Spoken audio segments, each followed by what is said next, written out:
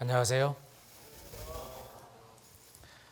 우리 사회 보신 형제님께서 올해 마지막 달의 마지막 아카데미 순서라고 하니까 1년이 다 가는구나 확실하게 느낌이 오는 것 같습니다.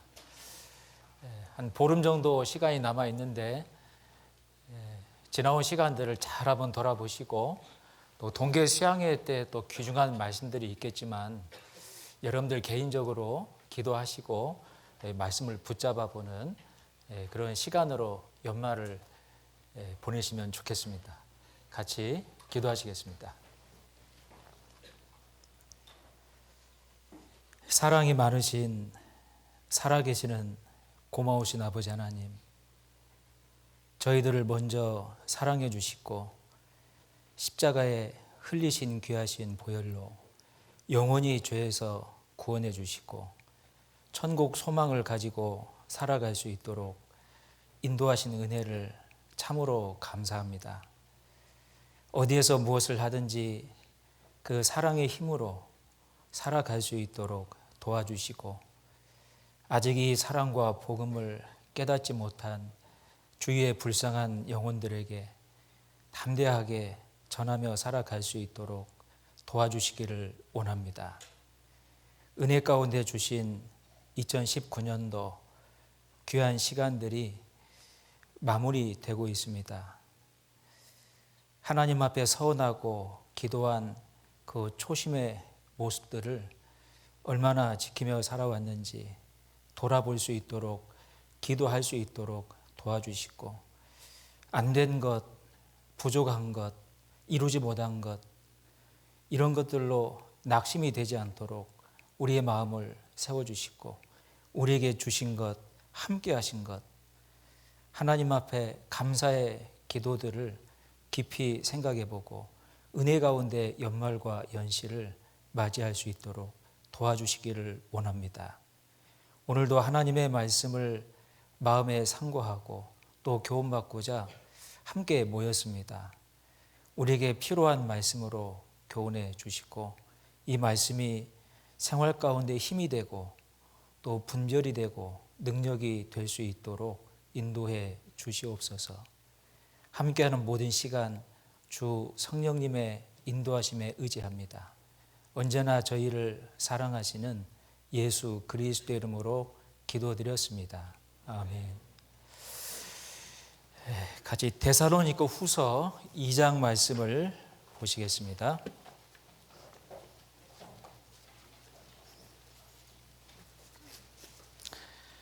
신약 335페이지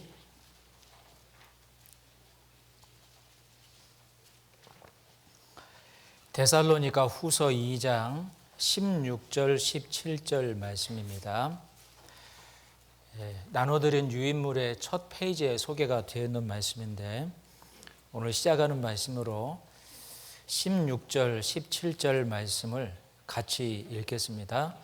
우리 주 예수 그리스도와 우리를 사랑하시고 영원한 위로와 좋은 소망을 은혜로 주신 하나님 우리 아버지께서 너희 마음을 위로하시고 모든 선한 일과 말에 굳게 하시기를 원하노라. 오늘 데살로니가 후서 말씀을 같이 이제 공부하게 됐는데 아마 배웠던 전서 말씀을 떠올려 보신다라면 주님의 재림의 그 소식이 가장 많이 언급되어 있고 저희들에게 소망으로 각인을 시키고 있다라는 것을 알 수 있습니다. 특별히 오늘 그 후서 말씀을 다시 한번 공부해 보면서 주님의 재림에 대한 그 소망을 다시 한번 마음에 생각해 보고 주님의 재림과 함께 우리가 받게 될 또 누리게 될 영원한 것들이 많이 있잖아요. 그 소망을 또 그 영광을 받게 된 우리가 얼마나 큰 은혜 가운데 살아가고 있는 자인지 이걸 다시 한번 생각해 볼 수 있는 시간 되면 좋겠습니다. 성경 말씀의 대단원이 요한계시록으로 마무리가 되잖아요. 22장 말씀의 그 마지막은 아멘 주 예수여 어서 오시옵소서.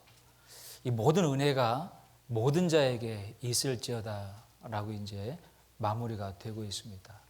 새 하늘과 새 땅이라고 하는 천국 말씀이 소개가 되어 있고, 우리 주님의 재림의 소식과 주님이 오실 때 영원한 상급을 가지고 오신다고 하는 것, 또 구원받은 저희들의 삶이 어떠했는지를 평가하시고 그 상급을 각자에게 나누시는 말씀으로 마무리가 되고 있고, 그 소망을 가진 자가 얼마나 큰 은혜인지 이걸 우리에게 말씀을 하고 있습니다. 이 데살로니가 후서의 주제가 요한계시록의 마지막 말씀과 일맥상통한다라고 볼 수 있어요. 오늘 말씀을 잘 이렇게 새겨보시고 다시 한번 소망을 새길 수 있는 그런 시간이 되시면 좋겠습니다. 이 나눠두는 유인물을 중심으로 이제 쭉 읽어가면서 설명이 필요한 부분들은 설명을 드리면서 좀 참고를 해보도록 하겠습니다. 여기 첫 페이지에 그림 하나 소개가 되어 있는데요.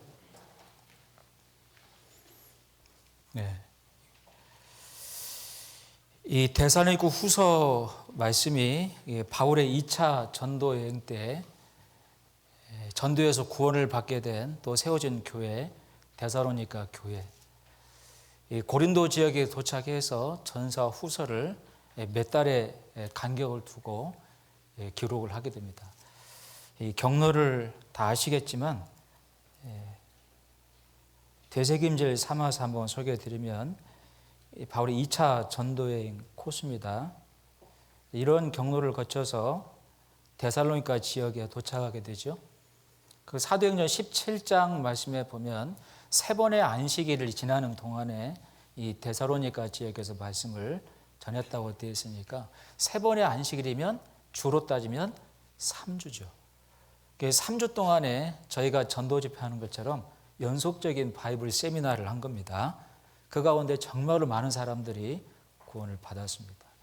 아시는 대로 그리스 헬라 지역은 온갖 우상들이 창궐한 지역이었잖아요.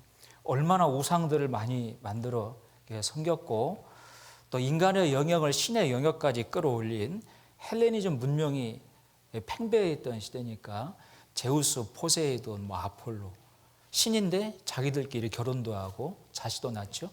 인간의 영역을 신의 경지까지 끌어올려서 신이 필요 없다라고 하는 아주 못된 사상이 팽배했던 시대입니다.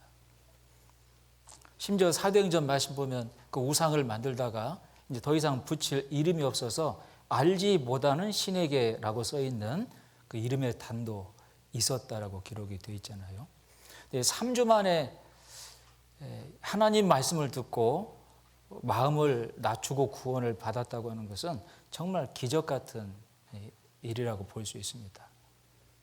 그만큼 이 데살로니가 이 지역의 사람들이 하나님 말씀 앞에 정말로 신사적이었고, 사도행전 말씀에 나와 있는 대로 성경 말씀이 정말로 그런가 하여 날마다 성경을 상고하니 믿는 자들이 많았다라고 기록이 되어 있어서 정말 겸손한 마음으로 자기의 생각과 고집을 내려놓고 하나님 말씀을 깨닫게 되었다는 것을 알 수 있습니다. 그런 만큼 헛된 그 우상을 섬겼던 삶도 아주 재빠르게 정리를 했던 것 같습니다.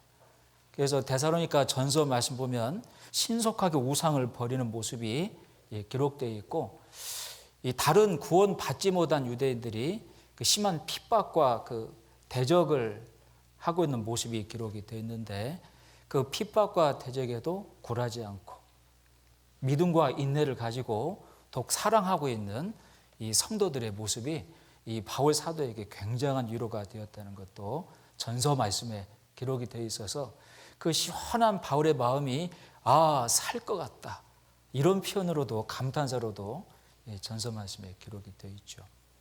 그런데 왜 전서와 후서 말씀을 기록한 거냐면, 이 주님의 재림의 소식에 대한 이 확실한 지식을 갖지 못하고 오해를 하게 된 사람들이 있었고, 그런 사람들로 인하여 적지 않은 그 마음의 동요와 혼란이 찾아왔기 때문에 그 마음의 동요가 된 사람들은 이제 곧 주님이 재림하니 일할 필요가 있겠나, 일을 다 놔버리고 그 무의도식 하듯이 그 문제만 만들어내고 있는 그 어리석은 성도들도 있었다라고 기록이 되어 있어서 이 바울 사도가 전서 후서를 기록함으로 잘못 인식하고 있는 주님의 재림에 대한 소식을 올바로 잡고 그 재림을 기다리는 성도들의 합당한 삶의 그 자세가 어떠해야 될지를 교훈하기 위해서 이 전서와 후서를 기록하게 된 겁니다. 그래서 이 사도 바울의 일행이 이런 경로를 통해서 고린도 지역으로 가게 되고 고린도에서 에베소에 들렸다가 다시 지중해를 건너서 예루살렘으로 돌아오므로 2차 전도 여행이 끝나게 되죠. 그래서 이 고린도 지역에서 데살로니가 지역으로 전서도 보내고 후서도 보낸 겁니다. 전서와 후서의 차이가 불과 몇 달밖에 되지 않습니다. 그래서 참고로 이 고린도 지역은 아가의 수도로 발전하고 있었고 데살로니가는 마게도냐 지역의 수도로 이제 발전하고 있었는데 안타깝게 고린도 지역 성도들은 안 좋은 영향을 많이 끼치고 있었어요. 고린도 성경 말씀 보면 성적인 죄도 있었고 우상을 섬길 때 사용된 재물을 알면서도 먹는 무분별함이 있었고 서로 사랑하지 못하고 시기와 질투와 갈등으로 법정까지 끌고 가서 다툼을 벌이는 그런 모습도 이제 기록이 되어 있어서 이 구원받은 지 꽤 되었고 은사는 굉장히 많은데 아직도 어린아이 같아서 밥으로 공급을 못하고 젖으로밖에 너희에게 공급할 수가 없다라고 하는 바울의 책망도 들었죠. 그래서 안 좋은 영향을 끼치고 있었는데 이 데살로니가 성도들은 정반대였습니다. 서두에 설명을 드린 대로 구원을 받았다는 이유로 신앙을 가지고 있다는 이유로 다른 사람들에게 대적과 핍박을 이제 받았음에도 불구하고 믿음과 그 신앙을 포기하지 않고 더 인내하며 사랑이 더 풍부해지고 있다는 소식을 들었기 때문에 이 마게도냐 지역은 물론이고 아가야 지역까지도 믿음의 본이 되어 갔다라고 기록이 되어 있어서 아름다운 성도들의 본으로도 이 데살로니가 교회 성도의 모습이 회자가 되고 있습니다. 자, 이런 건 참고로 해서 후서 말씀을 배워보도록 하겠습니다. 유인물 다 받으셨죠? 거기 2페이지를 보시면 구성 및 개요라고 되어 있는데 페이지가 똑같죠? 2페이지라고 되어 있죠? 여기 2번의 기록 목적을 한번 보시겠습니다. 첫 번째로 핍박 중에 있는 성도들의 인내를 칭찬하고 받고 있는 고난에 대해 위로하기 위해서 기록이 되었다. 그게 이제 1장의 내용입니다. 그 두 번째로 주님의 재림의 날이 곧 닥칠 것으로 오해한 사람들의 생각과 오해한 부분을 교정하기 위해서 기록되었다. 이제 그 부분이 2장 내용입니다. 그 세 번째로 임박한 재림을 핑계로 일을 하지 않는 자들을 교정하고 재림을 기다리는 성도의 올바른 자세를 권면하기 위해서 이제 기록이 되었는데 이 부분이 3장의 내용인 겁니다. 자, 3페이지로 가보겠습니다.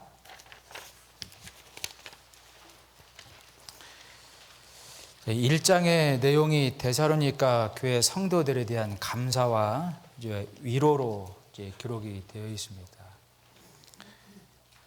서두에 설명한 대로 구원받고 신앙 생활을 한다는 이유로 이 핍박을 많이 받았는데 잘 인내하고 있음에 대해서 감사하는 또 위로와 격려를 담아둔 내용이고 또 1장 말씀에 보면 하나님의 주님의 공의로우심이 기록이 되어 있습니다. 아주 불꽃 가운데 강림하신다라고 이제 소개를 하고 이 불꽃 가운데라고 하는 표현은 하나님의 공의의 심판을 설명하고 있습니다. 재림하시는 주님이 곧 하나님이신 것을 설명하고 있고 상대적으로는 구원을 받은 성도들은 그 환난 가운데 참여하지 않고 먼저 건짐을 받게 된다라고 하는 위로와 격려가 포함되어 있고 반대로 대적하고 핍박하던 구원을 받지 않은 그 불신자들 반대하던 자들은 그 불꽃의 형벌 가운데 빠지게 된다라고 하는 상대적인 그 교훈을 통해서 성도들을 위로하고 있는 내용이 1장의 내용이라고 볼 수 있습니다. 그래서 1장 내용 속에 이 구원을 받고 재림을 기다리게 된 그 상태가 얼마나 복된 상태인지를 다시 한번 언급을 하고 있는 겁니다. 여기 3번 내용 연구를 먼저 한번 보겠습니다. 1절에서 4절까지의 내용인데요. 바울과 그의 동역자 실라와 디모데는 바울의 2차 전도 여행 중에 데살로니가를 방문하였고 그곳에 교회를 세웠지만 핍박 때문에 급히 떠날 수밖에 없었죠. 이 때문에 바울은 박해 가운데 남겨진 데살로니가 성도들을 위로하고 격려하기 위해서 편지를 보낸 겁니다. 그래서 양가로 1번에 1절 말씀이 소개되어 있는데 그 1절을 같이 읽어보죠. 바울과 실로아노와 디모데는 하나님 우리 아버지와 주 예수 그리스도 안에 있는 데살로니가인의 교회에 편지하노니. 이게 참 놀라운 그 말씀으로 서두를 시작하고 있는데 이 데살로니가 성도들, 형제 자매님들, 우리가 하나님 그분을 아버지라고 부를 수 있는 특권을 가진 자들이고 주 예수 그리스도 안에 엄청난 보호를 받고 있다라고 하는 것을 잊으면 안 된다는 겁니다. 여러분, 하나님을 아버지라고 부르는 게 얼마나 큰 특권인지 한번 생각해 보셨습니까? 우리 주님의 가르치신 기도의 주기도문 내용 가운데도 하늘에 계신 우리 아버지 이름이 거룩히 여김을 받으시오며 하나님을 아버지라고 부를 수 있다. 하나님 아버지가 가진 모든 그 영광과 특권과 유업이 내가 다 이어받을 후사가 되었다는 말씀이잖아요. 이 사실을 먼저 상기할 필요가 있었던 겁니다. 고난 가운데 위로하기 위해서. 그래서 여기 설명된 부분 보면 위 말씀에서 우리는 데살로니가 교회 성도들에게 주신 아울러 우리에게 주신 놀라운 특권과 철저한 보호하심을 생각할 수가 있습니다. 창조주 하나님을 아버지라고 부를 수 있는 특권을 우리에게 주신 겁니다. 뿐만 아니라 주님의 몸된 교회 안에서 하나님의 철저한 보살핌과 보호를 받고 있는 것입니다. 그래서 인용된 시편 말씀 여러 곳에 보면 하나님의 날개의 그늘 밑에서 보호를 받고 있다는 표현을 이제 계속 하고 계시고 하나님의 날개의 그늘 밑이 어디겠어요? 주님의 피로 사신 구원받은 분이 몸된 교회 가운데에서 철저한 보호를 받고 있다는 것을 말씀하고 있는 겁니다.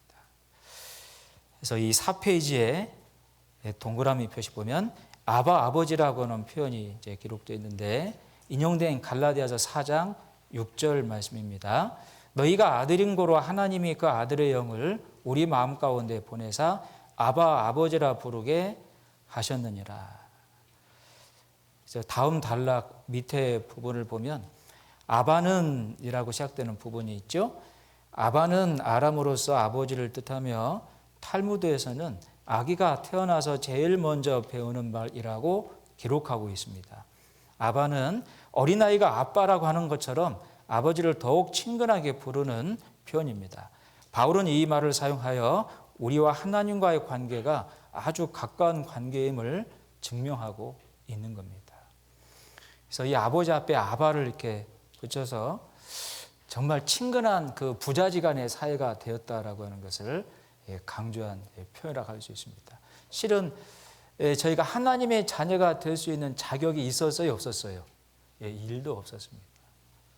정말 욥기 성경 말씀에 나와 있는 대로 벌레인 사람 구더기인 인생이 정말 심한 말이 아닌데 죄악 가운데 살아가던 나를 생각하면 이 다윗의 고백처럼 세상에 내가 무엇이간데 저를 돌아보시고 내가 무엇이간데 저를 알아주시나이까. 난 헛것 같고 지나가는 그림자 같은 무익한 존재인데 이런 나를 위해서 인간의 몸을 취하시고 이런 나를 위해서 죄를 다 짊어지시고 하나님이신 창조주께서 120대의 채찍에 맞고 양손과 양발이 못 씻기고 십자가에 높이 달려 오전 9시에서 오후 3시까지 6시간 동안 온몸에 피를 다 쏟아주시고 내 죄의 심판을 다 감당해 주신 거잖아요. 하나님의 자녀가 될 수 없는 그 자격이 1도 없는 사람인데 그런 저를 양자로 삼아주셨다라고 하는 것을 알 수 있습니다.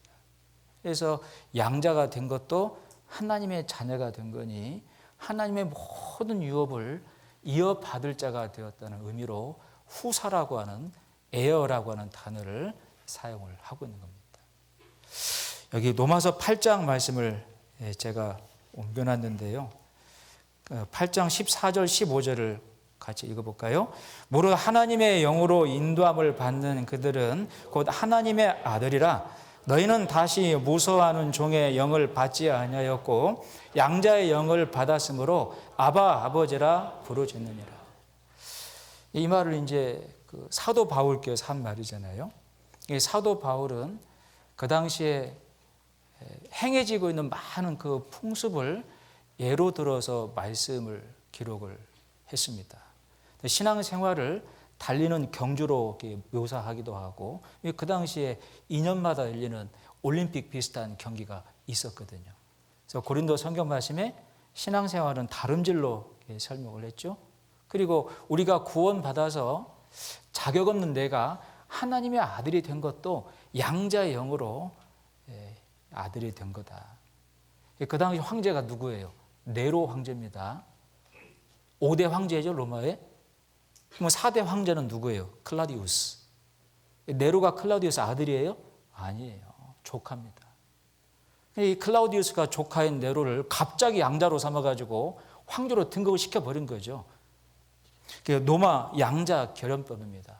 원로원들이 다 참석하는 가운데 월계시를 씌우고 황제로 등극을 시키니까 친아들이 아닌데도 황제가 되므로 황제가 누리게 되는 모든 특권을 네로가 다 누리게 되죠. 나중에는 이제 정신병이 생겨가지고 로마 시내를 불질러 버리잖아요. 다시 리모델링 하려고 자기가 불질러 놓고 나중에 그리스도인들에게 죄를 다 뒤집어 써서 엄청난 박해를 벌이지 않습니까? 이 사도 바울이 말씀을 기록할 때 그 네로가 황제였습니다. 이 네로도 아들이 아닌데 양자가 됨으로 특권을 누리는데 우리도 똑같이 하나님의 자녀가 될 자격이 1도 없었음에도 불구하고 오로지 예수 그리스도의 십자가의 보혈의 공로로 양자 영으로 자녀가 되었다는 겁니다. 그래서 여기 밑에 마지막 단락 보면 아울러 하나님을 아버지라고 부르게 된 자들은 하나님으로 말미암아 하나님의 유업을 이어받을 자인 것입니다. 그래서 밑에 갈라디아서 4장 7절 말씀이 이제 인용되어 있는데요. 여기 한번 찾아볼까요? 성경 갈라디아서 4장 7절 말씀입니다.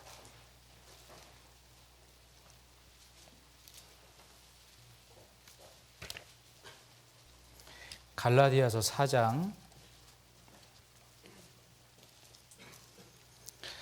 6절 7절을 같이 읽어보죠.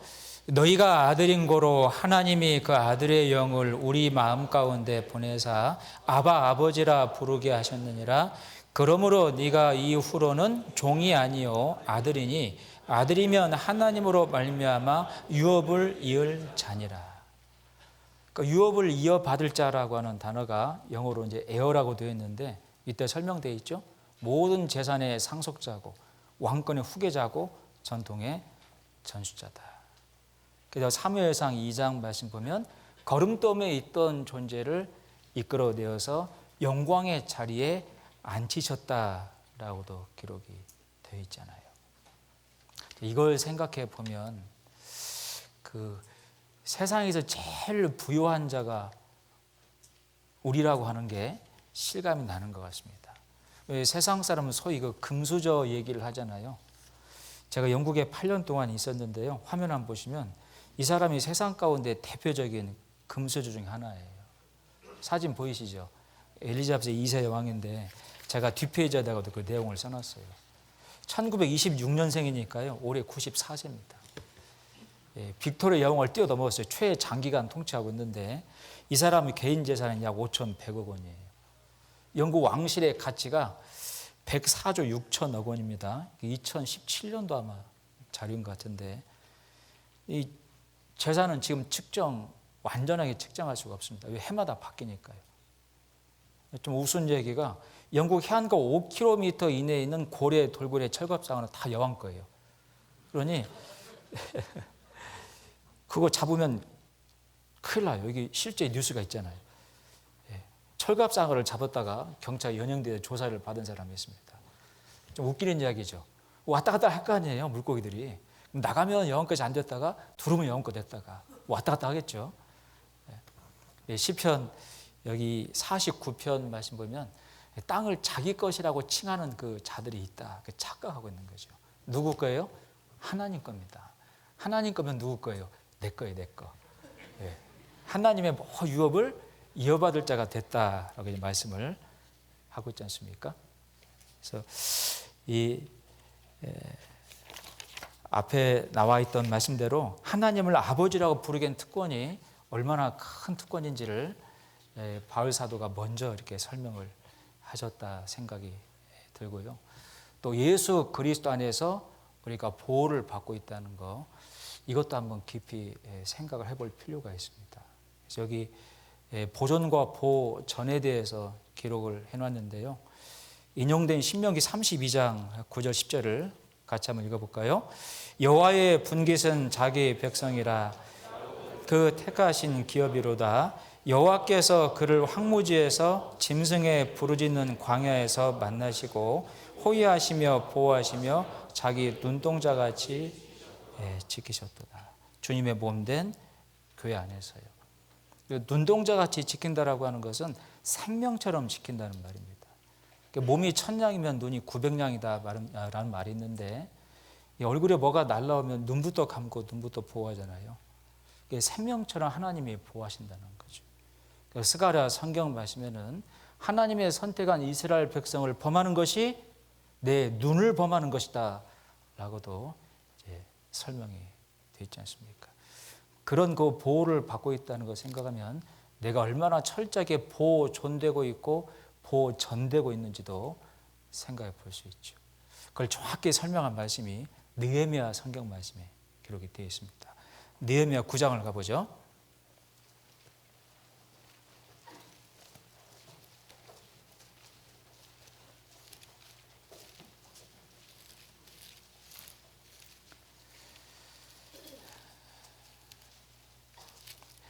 느헤미야 9장 6절 말씀입니다.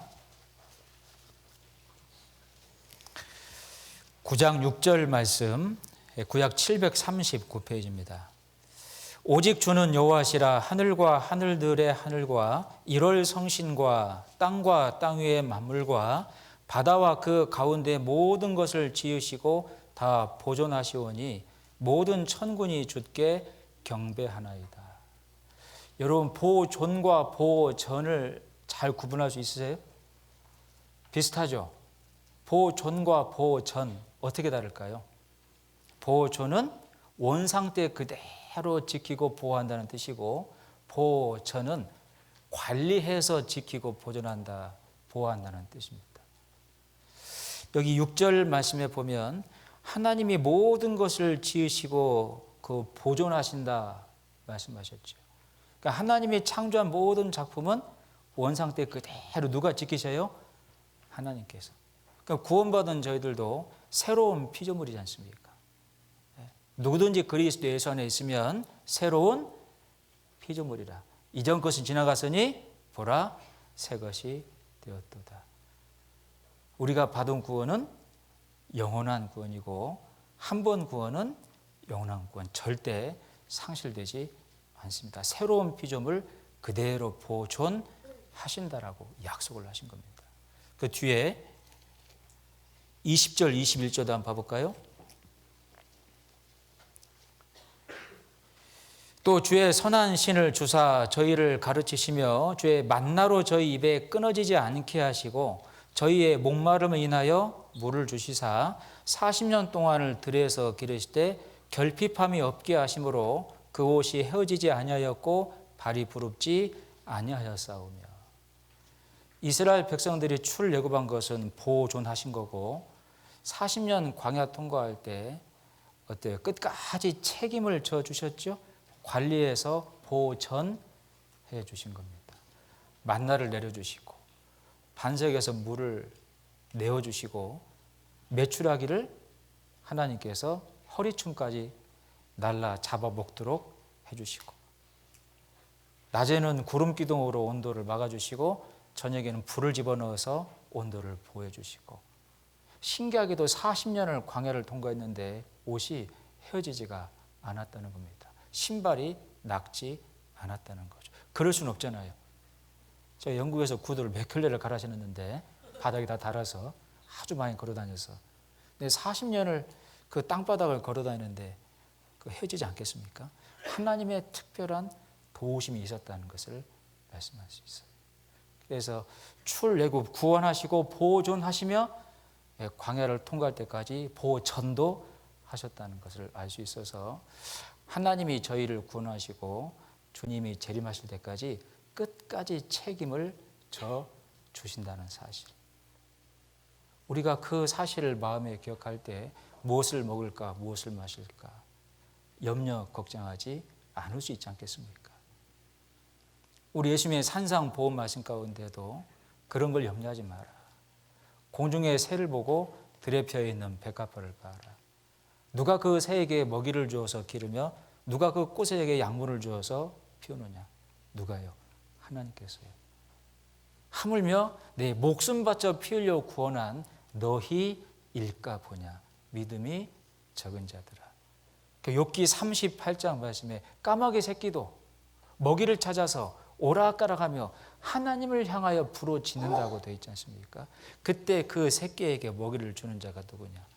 하나님이시잖아요. 하물며 저희들을 책임을 안 져주시겠습니까? 끝까지 책임을 져주시는 겁니다. 그래서 마태복음 그 10장 말씀에도 보면은 이 참새 이 두 마리가 한 아사리온에 팔리는 것을 너희가 알지 못하느냐. 한 마리의 참새도 하나님의 허락이 없으면 땅에 떨어지지 않는데 너희는 머리털까지 다 세신 바 되었느니라. 그 참새 한 마리도 하나님의 손에서 보호를 받고 좌지우지 되는데 하물며 너희일까 보냐. 너희는 이 참새보다 얼마나 더 귀하냐. 그게 다 뭔 말씀입니까? 끝까지 보전하시겠다는 거예요. 책임을 져주시겠다는 겁니다. 또 시편 말씀에 보면 참새도 자기 집을 얻고 제비도 새끼를 하면 새끼를 키울 그 보금자리 하나님으로부터 제목을 받는다라고 분명히 말씀이 되어 있잖아요. 하물며 너희일까 보냐. 저희들 분명히 책임져 주시는 겁니다. 다만 우리에게 믿음이 부족할 뿐이에요. 너무나 조급하고 믿음을 갖지 못하고 끝까지 믿음으로 따라가면 충실하고 믿음으로 따라가면 먼저 그 나라 의를 구하라 그리하면 이에서 모든 것을 더하신다는 약속은 사람의 약속이 아니지 않습니까? 하나님의 약속이잖아요. 저는 이 말씀 볼 때마다 참 멋있다는 생각이 드는데요. 요한복음 17장 한번 봐보죠.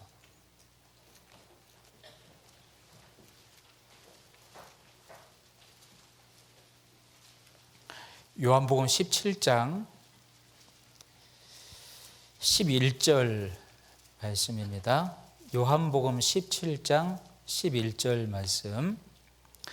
나는 세상에 더 있지 아니하오니 저희는 세상에 있사옵고 나는 아버지께로 가옵나니 거룩하신 아버지여 내게 주신 아버지의 이름으로 저희를 보전하사 우리와 같이 저희도 하나가 되게 하옵소서.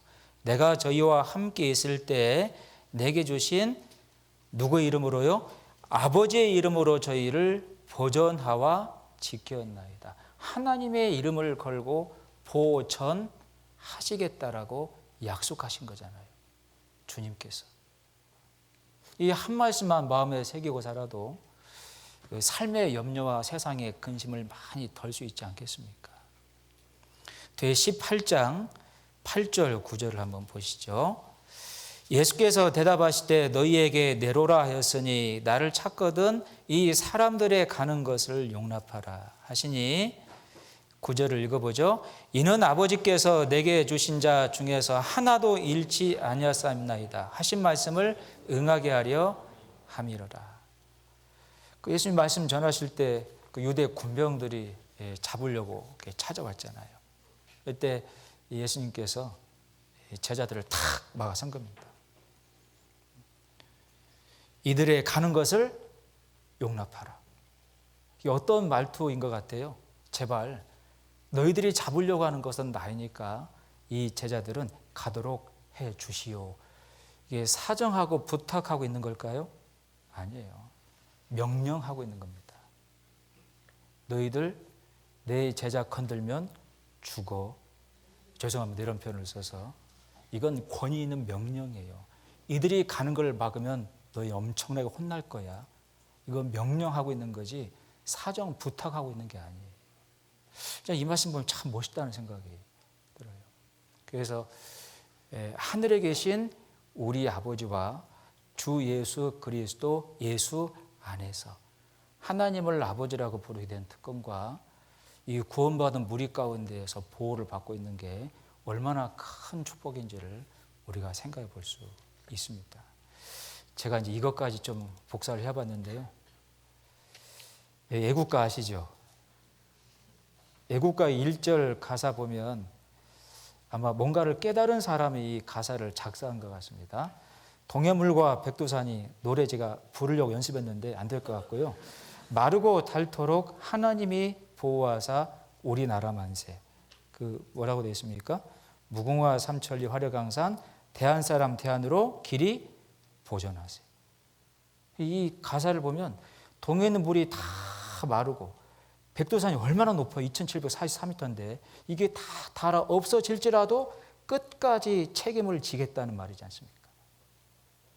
이 애국가의 가사도 참 멋지게 얘기되어 있더라고요.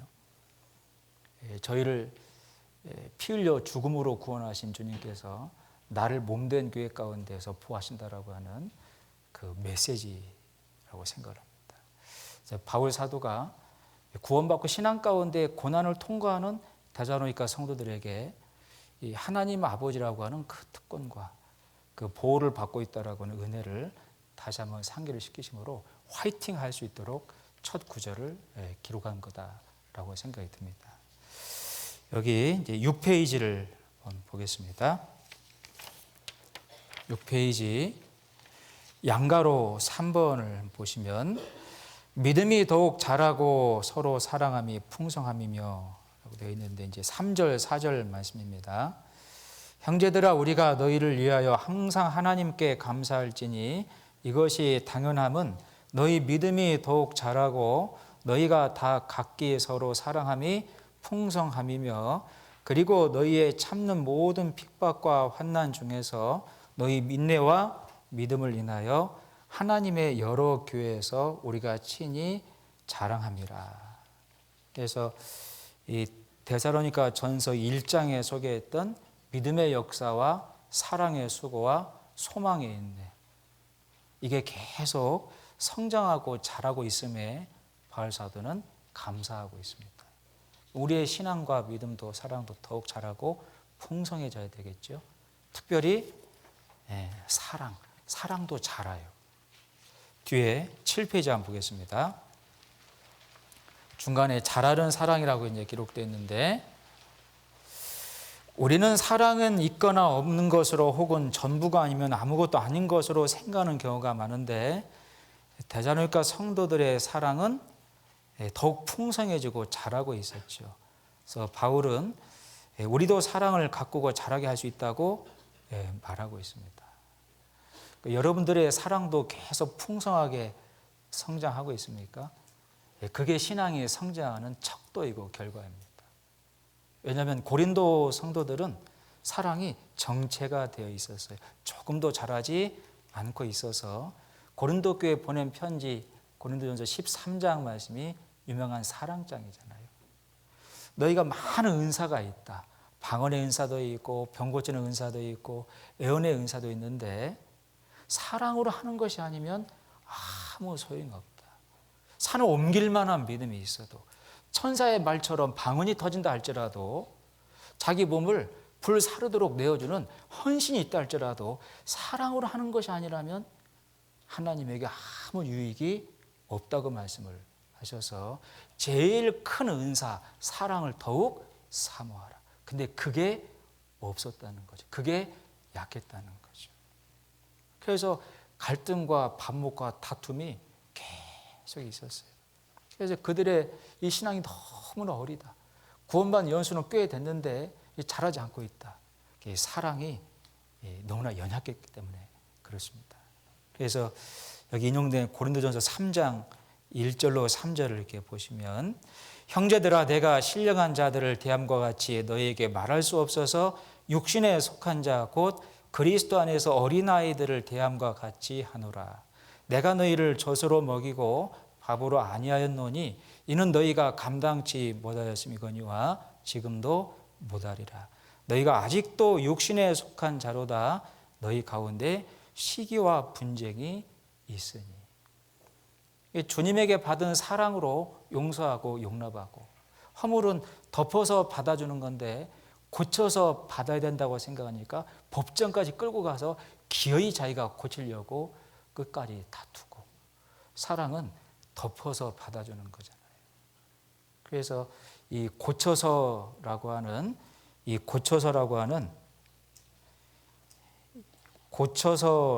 헬라어가 스테고입니다.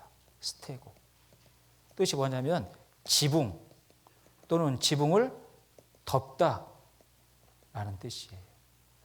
지붕 아래에 있는 모든 가족들을 실수와 허물을 다 덮어서 받아주는 게 스테고라는 뜻입니다.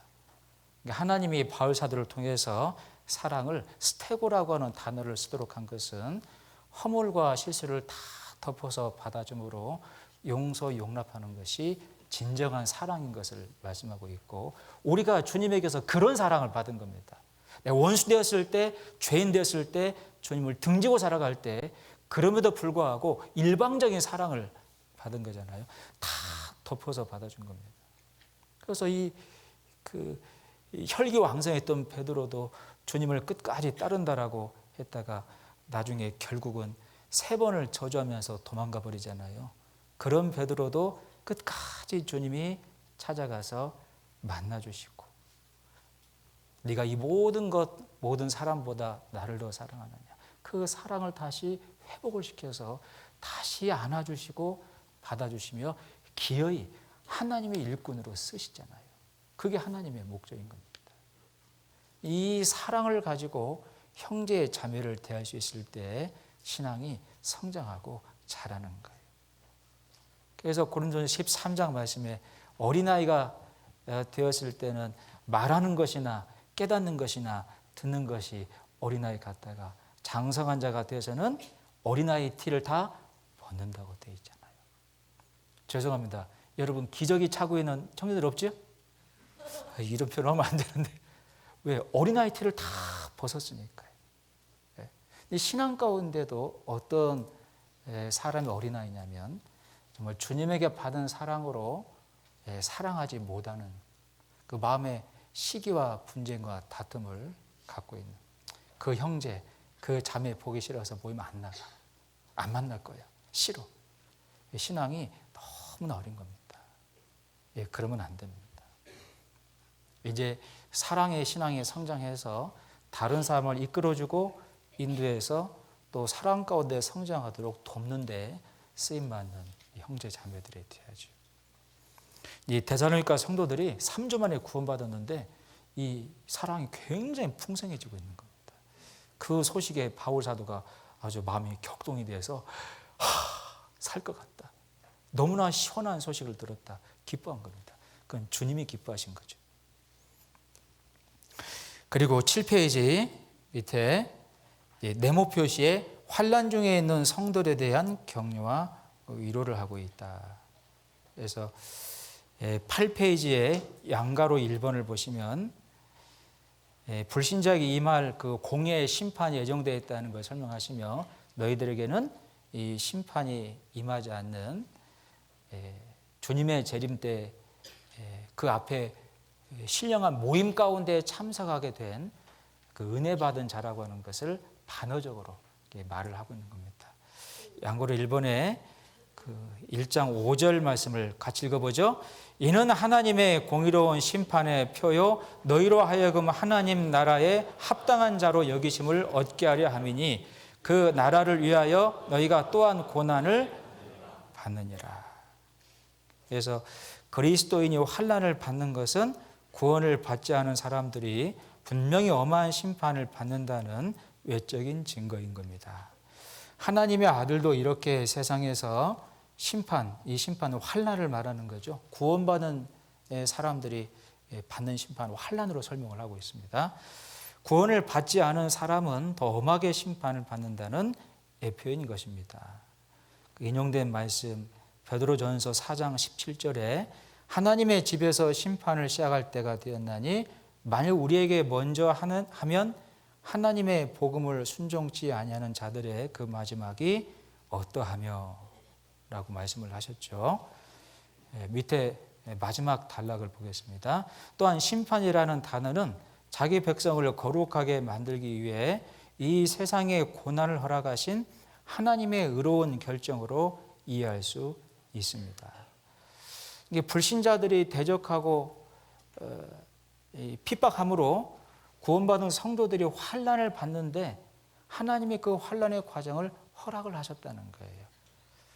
하나님에게 엄청난 영광이 준비되어 있는데 그 영광 받기에 합당한 자로 만들어 가시는 그 과정과 도구로 사용을 하시고 있다는 겁니다. 여러분, 저희가 구원받아 천국 가는 것은 선물처럼 공짜로 받았죠? 근데 천국 가는 걸로만 끝나는 게 아니죠. 분명히 천국 가운데 영원히 누리게 되는 영광이 있고, 심지어 베드로 성경 말씀에는 칭찬과 영광과 존귀라고 하는 삼중 면류관이 있고, 시편 말씀에는 기업이라는 표현을 써서 실제적으로 누리는 것들이 있다는 것을 분명히 말씀했습니다. 그런 것들은 공짜가 절대로 아니죠. 여러분, 마라톤 경기에 참가하는 사람들이 참가하기만 하면 다 금메달 줍니까?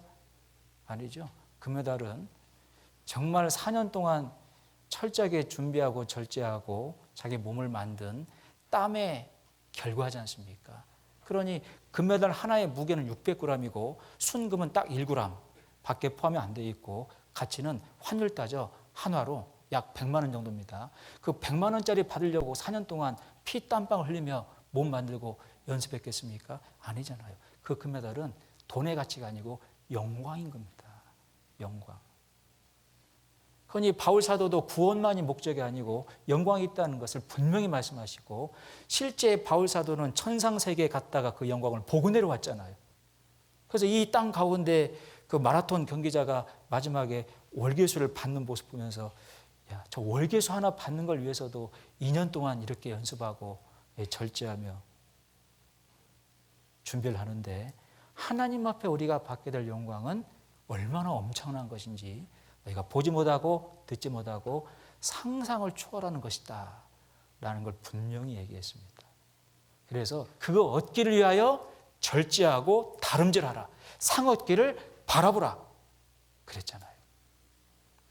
그러니까 하나님이 저희를 구원하신 것은 천국만이 목적이 아닌 겁니다. 천국에서 영원히 누리게 되는 영광도 함께 주시기 위해서인데, 그 영광은 공짜가 선물이 아니기 때문에 때로는 환난을, 때로는 고난을, 때로는 인내를, 로마서 성경 말씀에 환난은 인내를, 인내는 연단을, 연단은 소망을 이루는 줄을 알미라.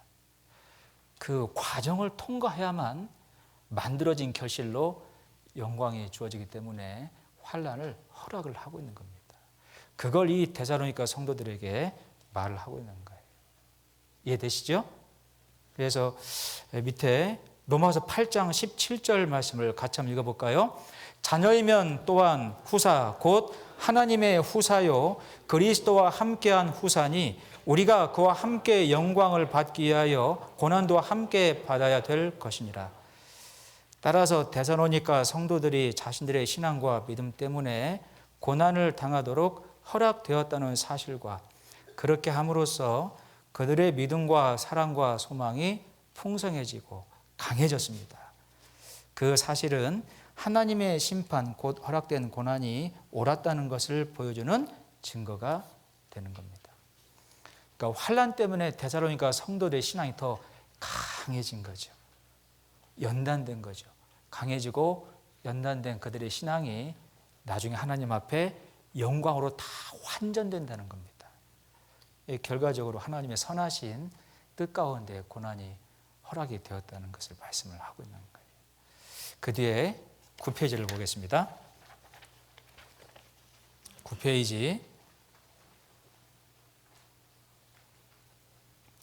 그 인용된 말씀을 보죠. 디모데후서 2장 10절을 같이 읽어볼까요? 그러므로 내가 택하신 자를 위하여 모든 것을 참음은 저희로도 그리스도 예수 안에 있는 구원을 영원한 영광과 함께 얻게 하려 함이로라. 이때 베드로전서 5장 10절도 같이 읽어보죠. 모든 은혜의 하나님 곧 그리스도 안에서 너희를 부르사 자기의 영원한 영광에 들어가게 하시니가 잠깐 고난을 받은 너희를 친히 온전케 하시며 굳게 하시며 강하게 하시며 터를 견고케 하시리라.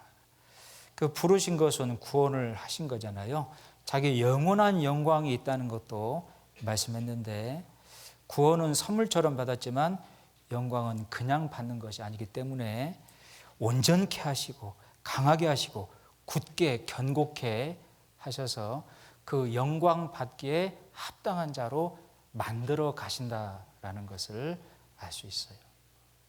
그래서 이스라엘 백성들이 출애굽하고 가나안 땅 들어가기까지 과정도 그와 똑같다는 것을 설명하신 겁니다.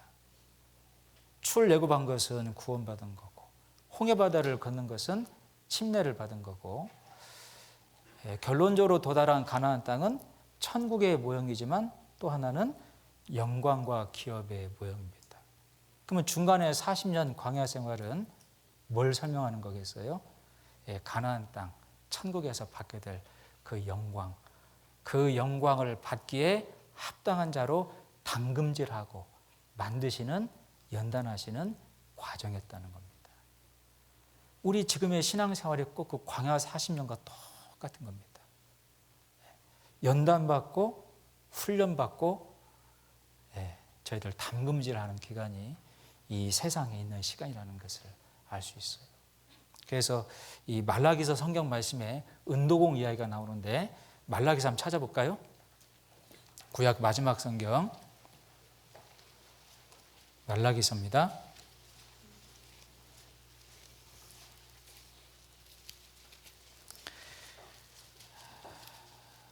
말라기서 3장 말씀입니다. 한 분도 안 좋으시니까 제가 막 힘이 나네요. 딱 한 분이 좋을 뻔했는데 제가 쳐다보니까 확 눈을 떴어요.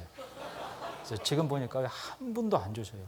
자, 이런 그 말씀 듣는 태도를 일찍이 본 적이 없습니다. 저는 서울중앙교회 청년회 분들을 빼놓고는 제가 졸면 안 되는데 말라기 3장 말씀입니다. 구약 마지막 성경 2절 3절 말씀을 같이 읽겠습니다. 그의 임하는 날을 누가 능히 당하며 그의 나타나는 때에 누가 능히 서리요. 그는 금을 연단하는 자의 불과 표백하는 자의 잿물과 같을 것이라. 그가 은을 연단하여 깨끗게 하는 자 같이 앉아서 내 자손을 깨끗게 하되 금 은같이 그들을 연단하리니 그들이 의로운 잿물을 나 여호와께 드릴 것이니라.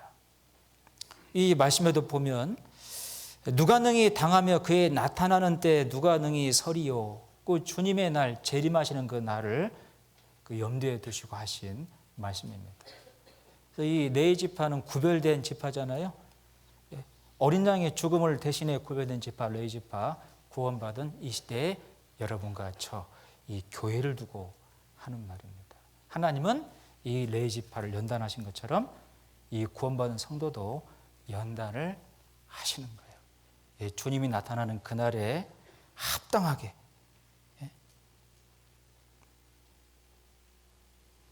상과 영광 받게 합당한 자로 만드시기 위해서입니다. 그래서 여기 그 은도공의 은순수화 과정을 제가 기록해 놨는데요. 여기 1번을 보면 은을 불꽃의 가장 뜨거운 부분에서 가열시킴으로 모든 불순물을 제거하는 것처럼 뜨거운 불은 고난을 상징하잖아요. 저희가 고난의 불을 통과할 때가 있습니다. 또 환경적인 고난을 만날 수도 있고 사람을 통한 고난을 만날 수도 있고 물질적인 고난을 만날 수도 있고 건강의 고난을 만날 수도 있어요. 그걸 동시다발적으로 다 만난 자가 욥이라고 하는 사람이었잖아요. 의로운 사람에게 고난이 있다는 걸 분명히 말씀했고 욥은 고백합니다. 나의 가는 길을 오직 그분 하나님이 아시나니 그가 나를 연단하신 후에는 내가 정금같이 나오리라. 정금, 영광의 상징입니다. 그 정금은 그냥 만들어진 게 아니고 연단되어져서 만들어진다는 겁니다. 이걸 이제 욥도 깨달은 거라고 볼 수 있어요. 까닭없는 고난은 없어요. 영광이 준비되어 있는 고난이니까 이걸 안다라면 고난도 정말 기쁨과 감사로 통과할 수 있지 않겠습니까? 데살로니가 성도들처럼. 그 밑에 2번을 보시면 은도공은 은이 재련될 때까지 그 앞에서 계속 기다린답니다. 은이 고정되도록 하는 것뿐만 아니라 은이 너무 오랫동안 불꽃 속에 있으면 은마저 녹아내릴 수 있기 때문에 지켜보는 거랍니다. 그래서 저희가 고난을 통과할 때 하나님이 지켜보신다는 거예요. 함께 하신다는 겁니다. 그래서 고린도 성경 말씀에 감당할 만한 시험을 주시고 정말로 감당하기 어려울 때는 피할 길도 만들어 주시고 고난만 통과하는 게 아니고 고난 통과는 중간중간에 위로함을 주신다라고 고린도 후서 1장 말씀에 기록이 되어 있어요. 오늘도 오전에 조모임을 갖는 가운데 어떤 자매님이 많은 고난을 호소를 했습니다. 구원받고 좋은 일만 생길 거로 생각했는데 고난이 계속 찾아와서 마음이 너무나 상심이 됐다고, 낙심됐다고. 그런데 몇 개월 전에 일반 교회 권사하시는 어머님이 말씀을 듣게 되고 또 친한 그 여동생 같은 그 지인분이 있는데 전도해서 지난 준집회 때 구원을 받게 되고 너무나 기뻤다고. 그러면서 그 간증을 하는 거예요. 고난만 있는 게 아니고 고난 가운데 위로함을 계속 주셨다고. 생명에 탄생하는 것보다 더 기쁜 소식은 없지 않겠습니까? 아, 그렇구나. 고난이 있지만 견딜 수 있도록 함께 하시고 위로함을 주시는구나. 이게 큰 힘이 됐다고 간증하는 내용을 오늘 오전에 들을 수 있었습니다. 그런 시간들을 반복하면서 연단되어져 가는 겁니다. 그 자매님의 신앙이. 이제 더 큰 고난이 찾아와도 올 것이 왔구나. 이제 괜심해요. 전라도 버전으로 괜심해요. 괜찮아요. 올 것이 왔구나. 그게 연단되어 가는 겁니다. 그래서 정금처럼 만들어져 가는 거예요. 그래서 믿음이 하루아침에 생기는 게 아니에요. 어떤 상황 속에서 고난 속에서 정금처럼 만들어져 가는 거지 하루아침에 뿅 믿음 생겼다 없어졌다 그게 아니에요. 그리고 3번 은도공이 은을 바라보았을 때 자신이 잘 비춰지면 연단이 끝난 거랍니다. 그래서 반지를 만들던 컵을 만들던 싹 비춰본대요. 얼굴을. 자기 얼굴이 잘 비춰지면 연단이 잘 되었구나. 이런 것처럼 나를 통해서 예수 그리스도의 성품과 인격이 나타나면 연단이 잘 되고 있는 겁니다. 그래서 갈라디아서 4장 19절 말씀에 한번 찾아볼까요? 갈라디아서 4장 19절.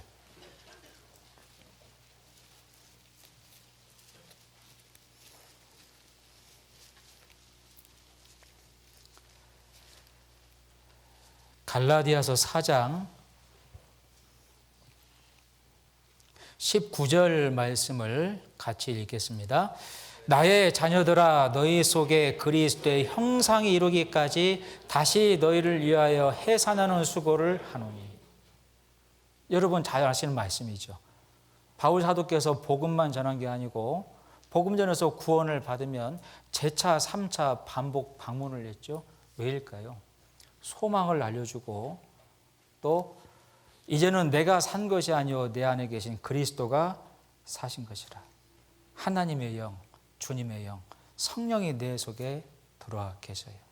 그럼 신앙생활은 구원받기 전 나는 점점 깨지고 부서지고 마치 양파 껍질을 벗는 것처럼 하나씩 부서지고 깨어지고 내 속에 들어오신 예수 그리스도 그분의 성품과 그분의 인격이 냄새가 나고 맛이 나고 드러나는 거죠.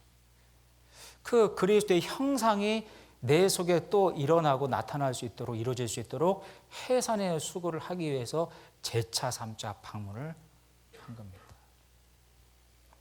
우리들은 어때요? 신앙생활 가운데 나에게서 주님의 성품과 인격이 나오고 있습니까? 그 주님의 향기가 나오고 있습니까? 아니면 여전히 내가 살아서 내가 이렇게 주인이 되어 있습니까? 구원 받기 전에 내가 죽지 않으면 내 안에 계신 주님이 나올 수는 없어요. 옥합이 깨지기 전에는 향유가 흘러나와 향기가 퍼져나갈 수는 없습니다. 항아리가 깨어지기 전에는 그 가운데 보관한 횃불이 밖으로 나올 수는 없어요. 내가 죽고 내가 깨어지기 전에는 내 안에 계신 주님이 나올 수가 없는 겁니다. 그래서 때론 고난을 통해서 내 껍질을 벗겨내고 내 육신을 쳐서 복종시켜 나가는 과정으로 사용을 하세요. 그래서 운동공이신 토기장인 주님이 그 그릇을 또는 그 금은 보석을 딱 볼 때 내 모습이 비춰지는구나. 연단이 잘 되고 있는 걸로 판단을 하는 겁니다. 그래서 이 데살로니가 성도들이 통과하고 있는 그 환난과 고난이 그 축복을, 영광을 주시기 위한 그 과정이었다는 것을 바울 사도는 충분히 설명을 하고 있는 겁니다. 자, 그리고 양가로 2번 보죠. 이제 7절 말씀인데요. 환난 받는 너희에게는 우리와 함께 안식으로 갚으시는 것이 하나님의 공의이시니 주 예수께서 저의 능력의 천사들과 함께 하늘로부터 불꽃 중에 나타나실 때에. 10페이지입니다. 불꽃은 하나님의 거룩한 현현에 대한 묘사이죠. 이 7절 말씀은 예수님께서 구약의 거룩하신 하나님이심을 예표하고 있습니다. 주님이 불꽃 가운데 불꽃의 모양으로 강림한다는 말씀은 구약 성경에 신의 산에 불꽃의 화염 가운데 강림하신 하나님의 모습을 100% 설명하고 있잖아요. 그러니 예수님이 바로 하나님이시다라는 것을 설명하고 있고, 불꽃 가운데 강림하신다는 것은 심판자의 모습으로, 공의로운 모습으로 강림하신다는 것을 말씀하셔서 불신자들에게는 아주 무서운 날이 된다라고 하는 것을 설명하고 있는 겁니다. 그래서 밑에 하나님의 신의 상 강림이라고 되어 있는데, 거기 밑에 신명기 4장 11절을 한번 보죠. 너희가 가까이 나와서 산 아래 서니 그 산에 불이 붙어 화염이 충천하고 유암과 구름과 흑암이 덮였는데, 신명기 5장 23절입니다. 산이 불에 타며 캄캄한 가운데서 나오는 그 소리를 너희가 듣고 너희 지파의 두령과 장로들이 내게 나와 라고 되어 있죠. 그래서 고고학적으로 실제 하나님이 불꽃 가운데 강림한 산이 여기 이 그림에 나와 있는 것처럼, 앞에 그림 보이십니까? 성경적인 그 출애굽 경로가 이런 경로로 홍해바다를 건너서 실제 아라비아 반도, 그 사우디아라비아 그 지역이죠. 라우즈 산이라고 하는 것이 최종적으로 이제 밝혀진 겁니다. 이 산의 모양이 변성암으로 되어 있다는 거죠. 정말 산 꼭대기가 불에 탄 흔적이 그대로 남겨진 채로 발견이 되고 있다는 겁니다. 이 불에 탄 흔적이 보이시죠? 구분되시죠? 이게 변성암입니다. 멀리서 보는 사진, 이게 분명하게 차이가 나잖아요. 그늘진 모습이 아닌데 불에 탄 그 모습 그대로 그 산이 지금 발견되어 있는 겁니다.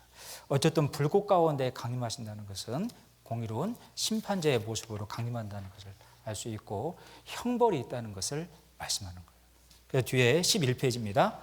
8절 말씀에 하나님을 모르는 자들과 우리 주 예수의 복음을 복종치 않는 자들에게 형벌을 주시리니. 근데 이 주님의 재림과 강림 때 받는 형벌은 이제 영원한 형벌이죠. 한 번 가면 나올 수 없는 영원한 멸망, 지옥 형벌인 것을 알 수 있어요. 그래서 양가로 4번에 9절 말씀에 같이 가봐요. 이런 자들이 주의 얼굴과 그의 힘의 영광을 떠나 영원한 멸망의 형벌을 받으리니. 그래서 마태복음 25장에 영영한 불이 준비되어 있다는 것도 분명히 말씀했고, 12페이지에 요한계시록 말씀에는 이 영원한 멸망을 불못으로 묘사하고 있으며 자기가 자기 발로 걸어 들어갈 수 없는 극심한 고통의 장소이기에 던져지는 곳이라고도 말씀하셨습니다. 자기가 자기 발로 못 들어가는 곳이에요. 얼마나 끔찍하겠습니까? 죄송한 비유지만 그 집행을 앞두고 있는 사형수들이 처음에 감옥에 들어올 때는 좀 악이 받쳐서 들어온다고 그러죠. 한 번 죽지 두 번 죽나? 근데 자기 이름이 이제 번호가 호명되면 왼쪽으로 꺾어지면 면회 온 건데 오른쪽으로 꺾어지면 집행 날짜랍니다. 그 집행 날짜를 미리 통보하지 않는다고 하죠. 중간에 심장마비로 죽는 경우가 있다고 해요. 언젠가 어떤 영화 속에도 나와 있는 것처럼 자기 번호가 호명되는데 오른쪽으로 꺾어지는 거죠. 그날인 거잖아요. 5분이면 가는 그 거리 1시간 동안 끌려간다고 하잖아요. 바지에다 오줌을 싸고 극도로 두려워하고 자기 양심은 아는 거죠. 심판이 있다는 사실. 그래서 교도관 증언이 인간의 얼굴 가운데 그처럼 극도로 두려워하는 모습을 본 적이 없다는 겁니다. 자기 양심은 아는 거예요. 죽음 건너편에 영원한 멸망의 심판이 있다는 것을. 정말 그 현장에서 그 뜨거운 그 영원한 불못을 보게 된다면 어떻겠습니까? 자기 발로 못 들어가는 곳이에요. 던져지는 것이죠. 우리가 받은 구원이 얼마나 크고 놀라운 감사한 구원인지 상대적으로 생각해 볼 수 있지 않습니까? 이런 영원한 멸망의 장소가 분명히 있는데 이걸 비유라고 잘못 얘기하는 잘못된 이단들이 있어요. 대표적인 게 안식교 사람들이고 여호와의 증인들입니다. 굉장한 착각이에요. 예수님이 성경 말씀에 지옥에 관한 말씀을 더 많이 말씀했잖아요. 여러분 예를 한번 들어볼게요.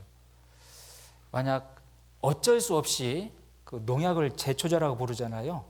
어쩔 수 없이 엄마가 그 농약 바카스 병만한 한 병을 냉장고에 넣어둘 수밖에 없었다라고 가정해 보죠. 근데 냉장고 안에 맛있는 사과 주스, 오렌지 주스, 애플 주스, 사과 주스와 똑같은 말이네요.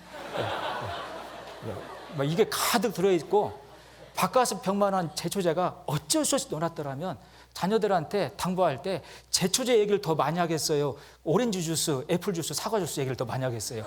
또 반복했네요. 뭔 얘기를 더 많이 할까요? 제초제 얘기를 더 많이 하겠어요. 절대 먹으면 안 돼. 먹지 마. 먹으면 큰일 나.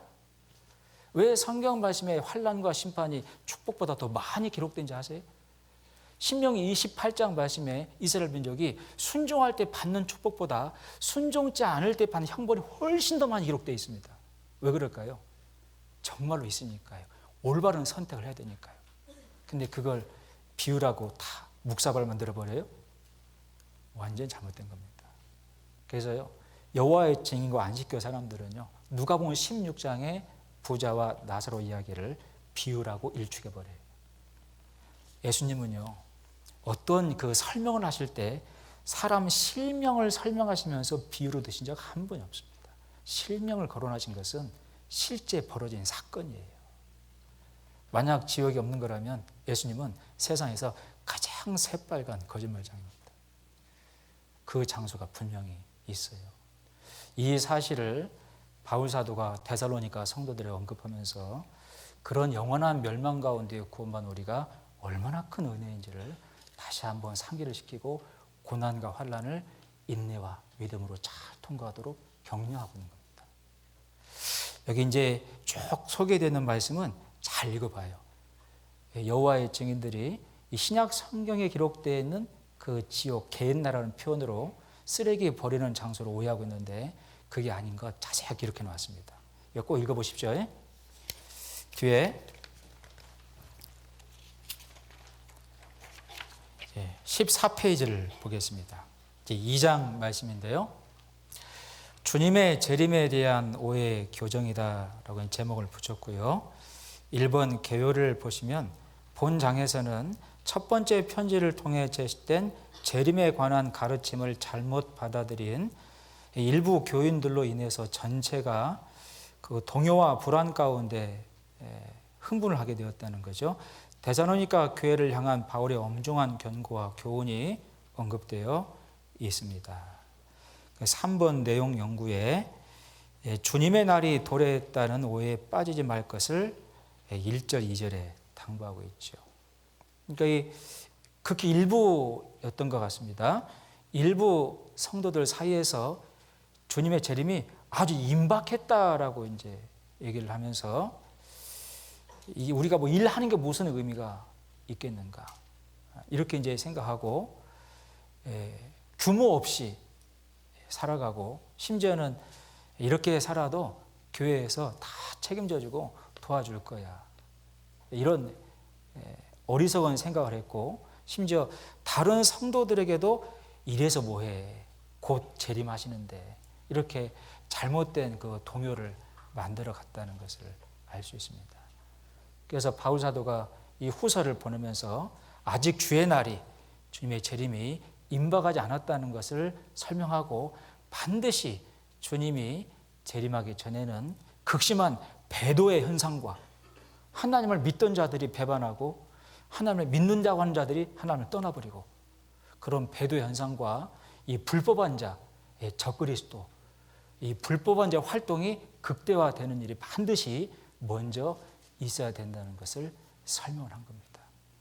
그런데 그 두 가지 현상이 벌어지지 않고 있었으니 아직 주님의 재림이 도래하지 않았다는 것을 분별하고 언젠가는 반드시 오시지만 이렇게 재림을 앞두고 규모 없이 행하는 것은 구원받은 자의 합당한 자세가 아니며 주님의 재림을 맞이하더라도 열심히 일하는 가운데 자기가 땀 흘리고 수고하는 가운데 결실을 받는 가운데 주님의 재림을 기다려야 다른 사람들에게도 본이 된다는 것을 설명하고 있는 겁니다. 그래서 뒤에 이제 15페이지를 보죠.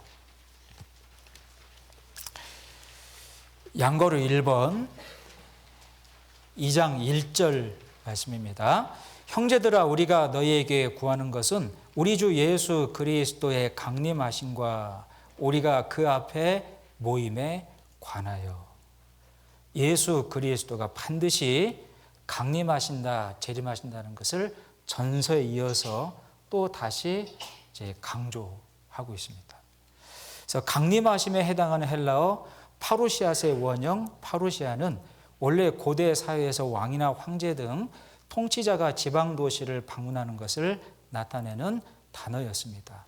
황제의 방문을 받은 주민들은 그의 방문을 환호하면서 모여들어 축하 행렬을 베풀었는데 이 단어는 신약 성경에서 그리스도의 재림을 나타내는 대표적인 단어입니다.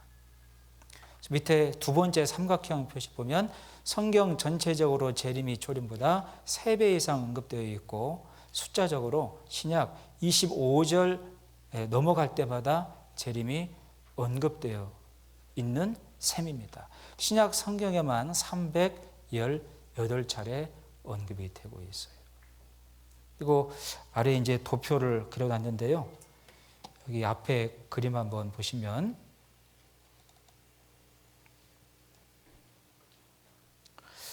여기 두 가지의 도표가 있는데 이따가 또 설명을 드리겠지만 구원받은 성도들이 교회가 7년 후 환난을 통과한다라고 잘못 알고 있는 사람들이 제법 있습니다. 이제 요한계시록 말씀을 오해를 하고 있는 사람들이 제법 있어요. 절대 구원받은 성도들은 환난을 통과하지 않습니다. 데살로니가 전서 1장 말씀에도 환난 전에 옮기시기 위해서 건지시기 위해서 강림하신다라고 분명히 기록이 되어 있고요. 이따가 후반부에 더 자세하게 설명을 들어볼게요. 성경에 나와 있는 정확한 주님의 재림과 그 주변의 상황들은 이렇습니다. 2019년 전에 예수님께서 초림하셨잖아요. 그리고 이제 곧 공중에 재림하시고 그리고 지상에 재림하십니다. 우리는 주님의 공중 재림 직전에 살고 있잖아요.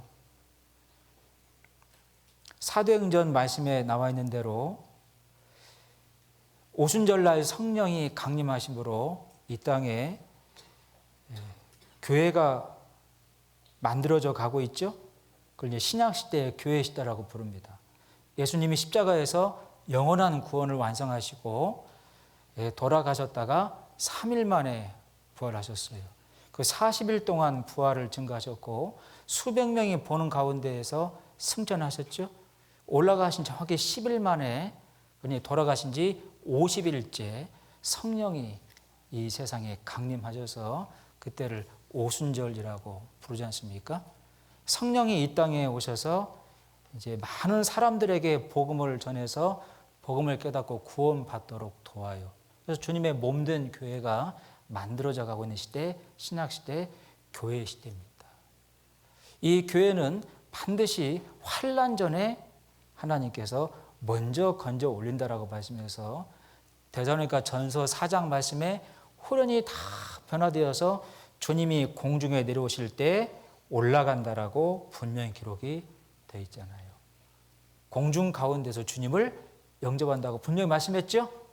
이 여러 말로 서로 이루하라 라고도 말씀해서 이 휴거와 공중 재림의 구원받은 성도가 올라가는 사건은 두려운 사건이 아니고 기쁨과 환희의 사건이어서 휴거를 영어로 랩처라고 부르는 이유가 기쁨과 환희라고 하는 뜻입니다.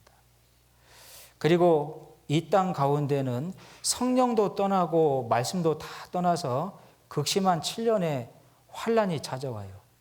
물론 7년 환란 기간 동안에 공중에서는 구원받은 성도가 신부가 되고 신랑 되신 예수님이 혼인잔치를 같이 벌이게 되고 천년 왕국 때 누리게 될 기업과 영원한 천국에서 누리게 될 상급을 일일이 전부 다 부여받는 이 그리스도의 심판대가 벌어져서 영광과 상급이 분배되는 엄청난 그 시간이 이 공중 가운데서 벌어지는 겁니다. 그리고 구원받은 성도들과 함께 이 세상에 다시 내려오셔서 이 세상을 철장으로 다 심판하시고 이 땅을 에덴 동산처럼 다시 한번 재창조하셔요. 그 성경 말씀에 천년 왕국 때에는 독한 것, 악한 것이 다 사라져서 독사의 굴에 어린아이가 손을 집어넣고 그 사자나 그 호랑이 같은 맹수하고도 아이들이 같이 뛰어 노는 곳이다라고 기록이 되어 있습니다. 이 천년 동안에 이 사단 마귀는 무저경에 갇혀가지고 못 나옵니다. 그리고 천년 왕국이 끝난 다음에 영원한 심판이 벌어지고 영원한 천국과 영원한 지옥으로 나눠지게 되어 있어요. 그래서 이 7년 환란 기간 동안에 요한계시록 말씀과 다니엘 성경 말씀 보면 전 3년 반에 벌어질 일과 후 3년 반에 벌어질 일이 기록이 되어 있죠. 전 3년 반 동안에는 요한계시록 7장과 11장, 14장 말씀 보면 유대인들 가운데에만 12지파 각 지파별 12,000명씩 14만 4천 명이 마지막으로 구원받는 마지막 기회가 주어져요. 이방인들한테는 기회가 다 끝났다라고 말씀을 하신 겁니다.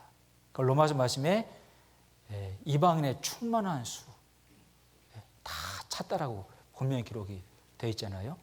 그리고 이 전 3년 반 동안에 구원받은 14만 4천 명이 이 중간에 적그리스도가 자기가 하나님이라고 주장하게 되고 이 데살로니가 후서 말씀에 나와 있는 대로 성전에 앉아 자기를 하나님이라고 높인다. 그래서 이 후 3년 반 동안에 이 14만 4천 명의 구원받은 유대인들을 전원 순교시킵니다. 그들이 주님이 지상 재림할 때 2차적으로 부활해요. 주님이 공중 재림할 때 구원받은 성도들이 1차 부활하고 후 3년 반에 죽은 구원받은 유대인들 14만 4천 명이 2차로 부활합니다. 그래서 그 앞에 모이는 엄청난 그 구원받은 성도들의 모임에 이제 참여한다라고 기록이 되어 있어요. 그래서 우리가 아는 대로 전 3년 반 동안에 유대인들이 한 명도 남기지 않고 다 돌아간다 라고 기록되어 있고, 후 3년 반 동안에는 이 적그리스도가 비상한 방법으로 전 세계를 통치해서 우리가 잘 아는 요한계시록 13장 말씀에 오른손등이나 이마에 표를 받지 않고서는 매매를 할 수 없는 극심한 통제 시대가 온다는 것을 얘기하고 있죠. 이 환난을 구원받은 성도는 절대 통과하지 않습니다. 환난 전에 올라가는 거예요. 이 환난을 통과하는 자들은 유대인 가운데 14만 4천 명만 후 3년 반 동안에 참가해요. 그리고 다시 부활되어서, 순교당한 다음에 부활되어서 주님의 지상재림 때 다시 부활된다고 기록이 되어 있는 겁니다. 이해되시죠? 그래서 주님의 재림이 임박했을 때 극심한 배도의 현상과 이 불법한 자가 나타나서 활동을 하게 될 거다. 근데 그 활동이, 그 현상이 지금 없지 않냐 라고 이제 뒤에 있는 말씀에 사도 바울께서 정리를 해 주신 거예요. 그래서 뒤에 16페이지를 보겠습니다. 16페이지에 양가로 이번에 우리가 그 앞에 모임에 관하여, 2장 1절 말씀에 형제들아 우리가 너희에게 구하는 것은 우리 주 예수 그리스도의 강림하심과 우리가 그 앞에 모임에 관하여. 얼마나 엄청난 자리일까요? 여기 주님의 공중재림 때 신구약 모든 성도들이 신령한 몸으로 변화되어서 마치 애벌레가 나비가 되는 것처럼, 군뱅이가 그 매미가 되는 것처럼 이런 몸이 아닌, 그래서 저도 제가 희망이 있어요. 키가 조그만하고 머리카락이 많이 빠지고 있지만 실망하지 않아요. 왜? 주님이 재림하실 때 이런 몸으로 올라가는 게 절대로 아니거든요. 신령한 몸으로 변화가 되어서 올라가요. 그래서 신구약 성도들이 다 한자리에 모이는데요, 자기소개 할 필요가 없어요. 왜? 다 알아봐요. 다 알아봅니다. 그래서 마치 그 예수님이 베드로, 야고보, 요한 세 제자를 데리고 변화산에 올라가셨죠? 그 변화산에서 완전히 주님의 재림할 때 그 영광스러운 모습으로 변화가 되었고, 세 제자가 그 모습을 봤습니다. 근데 양옆에 누가 딱 나타났어요? 모세와 엘리야. 근데 한 번에 알아봤어요. 하나는 모세를 위하여, 하나는 엘리야를 위하여. 이런 모세는 그 당시에 1500년 전 사람이에요. 엘리야는 그 당시 800년 전 사람입니다. 근데 한눈에 알아본 거예요. 그래서 이 모세는 죽은 사람이 부활하는 것의 대표고, 엘리야는 산 사람의 그 변화될 대표로 예수님이 딱 일부러 등장시킨 겁니다. 훗날 주님이 재림할 때 주님이 아름다운 모습으로 변화가 되고, 신구약 성도 가운데 죽은 자들의 부활과 산자들의 변화가 있을 것을 모세, 엘리야 딱 등장시켜서 세 제자한테 딱 보여준 거예요. 그러니까 그 앞에 모인다는 이 말씀이 그 상황인 겁니다. 모든 신구약 성도가 다 모이는 거예요. 사도 바울 형제님 알아본다니까요. 야곱 형제님 그때 왜 이렇게 고집을 피웠냐고, 환도뼈 부러졌는데 한번 보여달라고. 네? 사도 바울 머리가 대머리 있는데 이제 그런 모습은 아니겠죠. 그래서 이 성경 말씀에 굉장히 자세하게 설명이 되어 있어서 이 그 앞에 모인다는 말씀이 굉장히 의미 있게 마음에 다가옵니다. 그날이 분명히 있는 거잖아요. 뒤에 17페이지를 보겠습니다. 17페이지에 18페이지를 보죠. 18페이지 이제 두 번째 단락 설명인데요. 네모 표시에 베드로와 적그리스도의 출현 예고, 그래서 3절부터 12절까지 언급이 되어 있습니다. 조금 전 설명한 대로 바울은 주의 날이, 주님의 재림의 날이 아직 임하지 않았음을 분명하게 밝히고 있고, 왜냐하면 주의 날이 임하기 전에 다른 두 사건들이 먼저 일어날 것이기 때문입니다. 이 두 사건들의 징조가 있기 전에는 주님이 재림하지 않으시므로 바울은 이 사실들을 잘 주의하도록 당부하며 교정해주고 있는 것입니다. 베드로가 반드시 있을 것이고, 불법의 사람 적그리스도가 나타나는 무대가 준비가 될 것입니다. 그리고 주님이 재림하시면 이 적그리스도의 활동을 성령이 맡고 있다가 성령이 떠나시고 신구약 구약 구원받은 성도들로 다 떠나가 버리면 이 불법한 이제 활동이 확 풀어져요. 마음대로 활동하는 겁니다. 그게 7년 환란인 거예요. 그래서 여기 19페이지로 넘어가 보죠. 근데 이 배도의 활동이 지금 심각하게 벌어지고 있다는 게 사실입니다. 그리고 적 그리스도의 그 출현 무대도 아주 기가 막히게 준비가 되고 있다는 것도 사실이에요. 그러니 주님의 재림이 얼마나 임박해 있는지 알 수 있고, 실은 우리가 데살로니가 성도들의 마음을 가져야 되는 게 우리가 그 성도들의 마음을 가져야 돼요. 여기 19페이지 양가로 1번 볼게요. 먼저 배도하는 일이 있고, 누가 아무렇게 하여도 너희가 미혹하지 말라. 먼저 배도하는 일이 있고 저 불법의 사람 곧 멸망의 아들이 나타나기 전에는 이르지 아니하나니. 그래서 이 배도가 실은 도자가 길도자인데 말씀 도자거든요.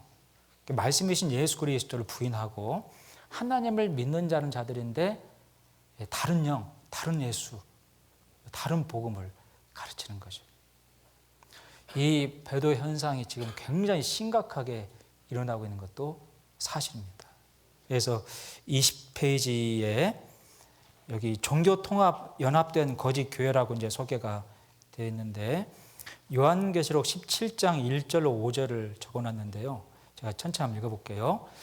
또 7 대접을 가진 7 천사 중 하나가 와서 내게 말하여 가로되 이리 오라. 많은 물 위에 앉은 이 많은 물은 여기 15절 17장 15절 보면 백성과 무리와 열국과 방언들이라고 되어 있어서요, 온 세상을 설명하는 겁니다. 큰 음녀에 받을 심판을 네게 보이리라. 이 큰 음녀가 이 타락한 기독교 큰 종교 세력이라고 볼 수 있는데, 여기 이제 13장 11절 말씀 보면 그 짐승 말고 또 다른 거짓 선지자가 등장하는데, 이건 거의 교황이 될 가망성이 큽니다. 왜? 교황의 행보를 보면 적그리스도 운동을 벌이고 있는 게 분명히 맞아요. 훗날 이제 성령이 떠나가고 신구약 모든 성도가 휴거 공주로 올라갔을 때 확 드러내놓고 적그리스도 숭배 운동을 벌일 겁니다. 모든 종교를 다 통합시키고 정치, 경제 다 관여를 해요.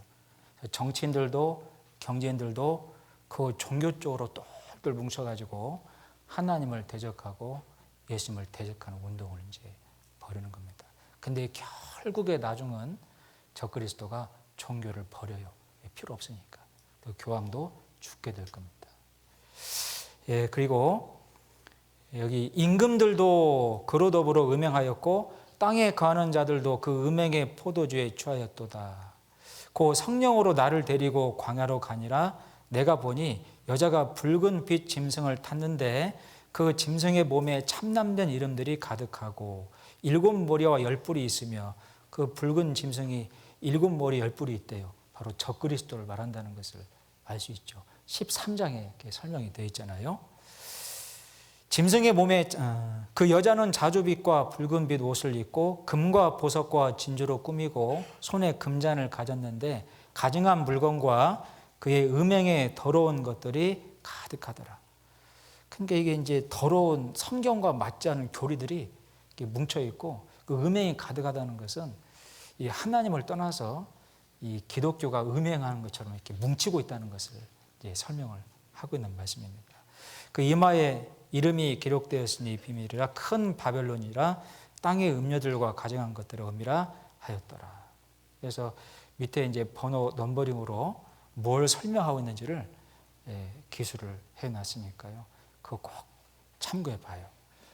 밑에 큰 종교적인 세력이 정치와 결탁하고 정치 운동과 사회 활동에 적극 개입을 또 참여를 하게 되고 로마 제국의 부활과 함께 종교와 정치의 결탁을 적극 후원하게 되며 종교와 정치, 경제가 연합하여 하나된 세상을 만들어 가게 될 것입니다.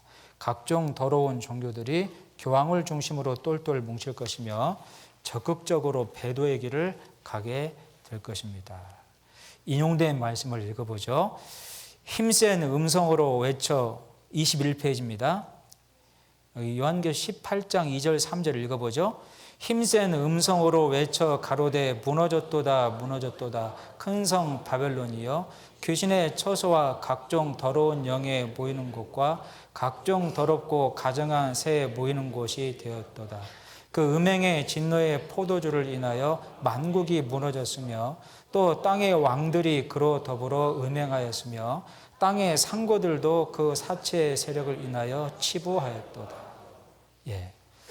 이 큰 성 바벨론이 이라크를 말하는 게 아닙니다. 큰 음녀.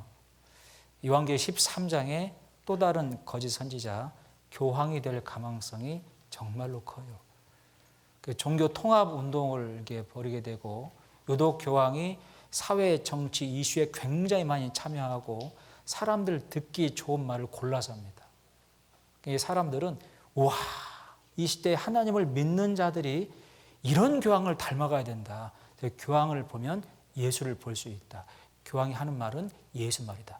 이런 말까지 지금 나오고 있는 겁니다. 사람들이 보기 좋은 행보를 계속 걸어요.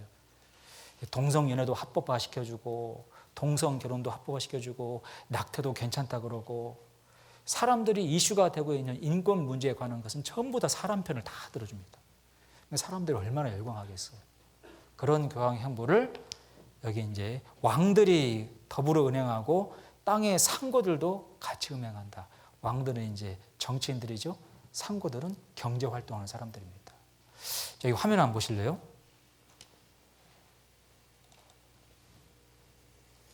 여러분 아시죠? 이 무지개 표시가 동성연애, 동성결혼을 상징한다는 거 아시죠? LGBT 들어보셨어요?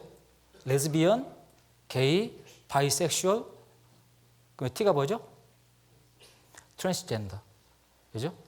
성적으로 굉장히 그 성경 말씀과 이렇게 대적하는 하나님의 그 창조의 질서를 처음 두신 질서를 다 파괴하는 극심한 그 성적인 행위를 하는 사람들을 무지개 깃발로 이제 표시를 합니다.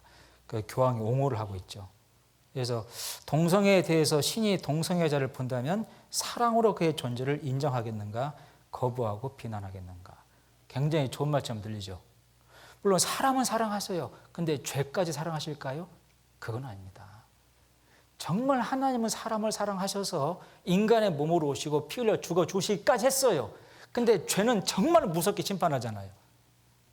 십자가 위에 사랑과 공의가 같이 집행이 됐지 않습니까? 이 십자가 위에서 자기 아들마저도 십자가에 달아 죽일 만큼 내어줄 만큼 사랑했지만 아들이어도 십자가에 죽게 할 만큼 하나님은 공의로우신 분이십니다. 이 공의와 사랑이 함께 이루어진 장소가 십자가잖아요. 근데 사람들은 이것만 좋아해요. 이런 하나님만 알려달라는 겁니다. 이런 하나님 무섭다, 싫다는 거예요. 사람을 정말 사랑하는 건 맞지만 죄까지 사랑하는 건 아니에요. 성경 말씀에 하나님의 죄를 얼마나 무섭게 심판했는지 그 공의로우신 모습이 설명되어 있지 않습니까? 시편 89편에 하나님의 보좌의 기초는 공의와 거룩이라. 하나님의 성품의 기본은 홀리입니다. God is holy. 거룩하심이에요. 성경 전체적으로 가장 많이 소개되어 있는 하나님의 성품은 God is holy입니다. 거룩하심이에요. 그건 뭔 뜻이에요? 빛과 어둠이 함께할 수 없는 것처럼 정말 죄는 무섭게 심판하는 건데 그런 하나님 없다 그러고 있는 거예요.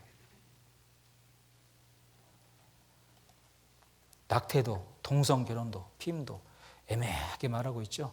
거의 인정해주고 있는 겁니다. 이 충격적인 것은 미국의 장로교 연합회에서요 동성결혼을 허용을 했어요. 정말 음행하고 있죠? 같이 해봐요. 정치인들이 함께 그 운동에 동참하고 이 버락 오바마 대통령은요 미국에서 동성연애, 동성결혼 운동한 사람입니다. 한국으로 말하면 차별금지법 추진하고 있는 사람이에요. 한국의 박모 시장도 차별금지법을 통과시켜야 된다라고 운동하고 있지 않습니까? 차별금지법의 내용 아시죠? 성소수자, 인권, 휴먼 라이트 이걸 건들면 안 된다. 그러니 동성이 하든 동성 결혼하든 다 인정해 줘야 된다. 이 법이 통과되면 학교에서 정말 죄송합니다. 동성연애하는 방법까지 알려줘야 돼요. 학교나 교회에서 동성연애 안 됩니다 말하면 잡혀가는 시대가 되는 겁니다. 여러분 그런 시대가 얼마나 끔찍한 시대인지 아세요? 이러기 전에 주님이 공중에 오셔요. 그 꼴을 주님은 안 보십니다. 절대로 안 보실 거예요. 그 전에 오십니다. 그러니 우리가 사는 시대가 데살로니가 성도들이 걱정했던 그 시대예요. 배도가 일어나고 있고 불법한 자가 정확히 활동하고 있는 시대입니다. 그럼 경제 활동하는 사람들이 그 운동에 동참하죠? 아시죠? 애플사의 뉴 CEO 팀 쿡 뭐라고 얘기했냐면 I'm proud to be gay and I consider being gay among the greatest gifts God has given me. 제가 충격적인 말 아닙니까? 하나님이 주신 가장 위대한 선물 중에 하나다. 뭐가? 자기가 게이가 되고 싶어 하는 게. 그리고요. 애플 핸드폰에다가 이런 이모티콘을 추가시켰습니다. 여자끼리 아이를 키우고 남자끼리 아이를 키워요. 이런 이모티콘도 있죠. 여자끼리 사랑을 나누고 남자끼리 사랑을 나누는. 정말 음행하고 있지 않습니까? 프란치스코 교황은 사람들이 원하는 것들을 다 허용해주고 있고 거기에 정치인들이 세상 경제 활동하는 사람들이 동참하며 정말 음행이 벌어지고 있는 장소가 돼가고 있지 않습니까? 이 배도가 지금 다 일어나고 있잖아요. 종교 통합 운동을, 에큐메니컬 운동을 지금 벌이고 있죠. 그리고 봐요. 이 사람이 누군지 아시죠? 닉 워렌이라고 하는 목적이 이끄는 삶이라는 책을 썼던 그 미국의 세들백 교회 목사인데 그 책이 베스트셀러가 됐어요. 여기 보니까 The best-selling author Rick Warren wants Christianity, Islam to merge into Chrislam. 새로운 신종 종교를 만들었어요. 크리슬람. Christianity, merge. 통합시켰죠. 뭐와? 이슬람. 대통령 취임식 때 기도를 했습니다. 어떻게 기도했냐면 Pope Francis and Rick Warren to unite for Global Chrislam Reference Conference. 닉 워렌 목사는 2009년 1월 오바마 대통령의 취임식 때에 예수와 이사, 헤수스 그리고 지저스 이름으로 아멘하고 기도하며 복음주의 교회들에게 충격을 주고 세계의 기독교의 주목을 받고 논란을 일으킨 지도자이다. 그 논란은 이사에서 일어났다. 이사는 아랍어로 예수다. 테러와의 전쟁을 벌이고 있는 미국에서 대통령 취임식 축복 기도에 이슬람 쿠란의 이사 이름으로 기도한 것이다. 닉 워렌은 기독교인, 무슬림, 유대인의 하나님은 동일한 하나님이다 라고 크리슬람을 추구하고 있었다. 오바마는 크리슬람을 이슬람과 평화 정책으로 삼아 교회 정치 사회로 퍼져나갔다. 여러분 정확히 요한계시록 18장 그 읽었던 말씀 아니에요? 네? 호주에서 자생한 그 힐송 처치라고 하는 대형 교회가 있습니다. 여기 브라이언 휴스턴이라는 사람이 이제 그 목사인데 이 목사도 프로모팅 크리슬람 같이 운동하고 있죠. 네. 이 영어인데요. 다 알아들을 수 있죠? 영어. 이 닉 워렌 목사가 얘기하는 거 잠깐 한번 들어봐요.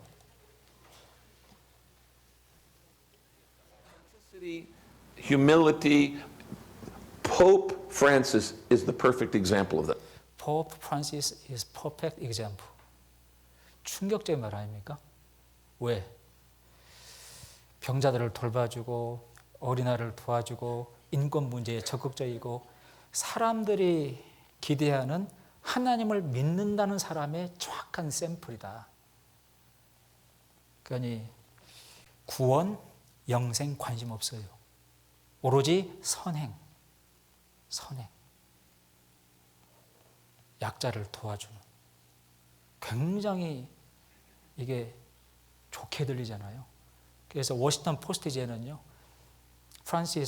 포프 프란시스를 보면 예수 그리스도를 보는 걸 거다. 이런 보도까지 나왔어요. He is doing everything right. You see, people will listen to what we say if they like what they see. And as our new pope, he was very, very symbolic in You know, his first mass with people of AIDS, his kissing of the disformed man, his loving the children, this authenticity, this humility, the caring for the poor. This is what the whole world expects us Christians to do. And when they go, oh, that's what a Christian does. In fact, there was a headline here in Orange County, and I loved the headline. I saved it. It said, if you love Pope Francis, you'll love Jesus. that was a headline? That was a headline. Oh. It was a headline. I saved it. I showed it to a group of priests I was speaking to a while back. 저는 이 기사 영상 보면서요, 너무나 충격을 먹었습니다. 미국의 대형 교회 목사하고 성도 수가 수천 명이 넘습니다. 아니 수만 명이 넘어요. 한때 그 사람이 기술한 책을 정말로 많은 사람들이 보기까지 했는데 완전히 하나님을 떠났죠. 배도하고 있습니다. 전혀 모르는 사람이 말씀을 대적하는 게 아니고 안다는 사람들이 대적하고 있는 겁니다. 정확히 지금 배도가 벌어지고 있고 요한계시록 17장과 18장에 정치인들과 상고들이 음행하듯이 그 운동에 동참하게 된다. 그리고 주님 재림하시는 겁니다. 그러니까 정말 가까웠다는 게 사실이죠.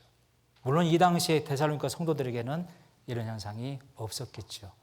아직은 주님의 재림이 임하지 않았다. 근데 지금은요, 정말 임하고 있다는 것을 알 수 있죠. Jesus is coming입니다. As soon as possible.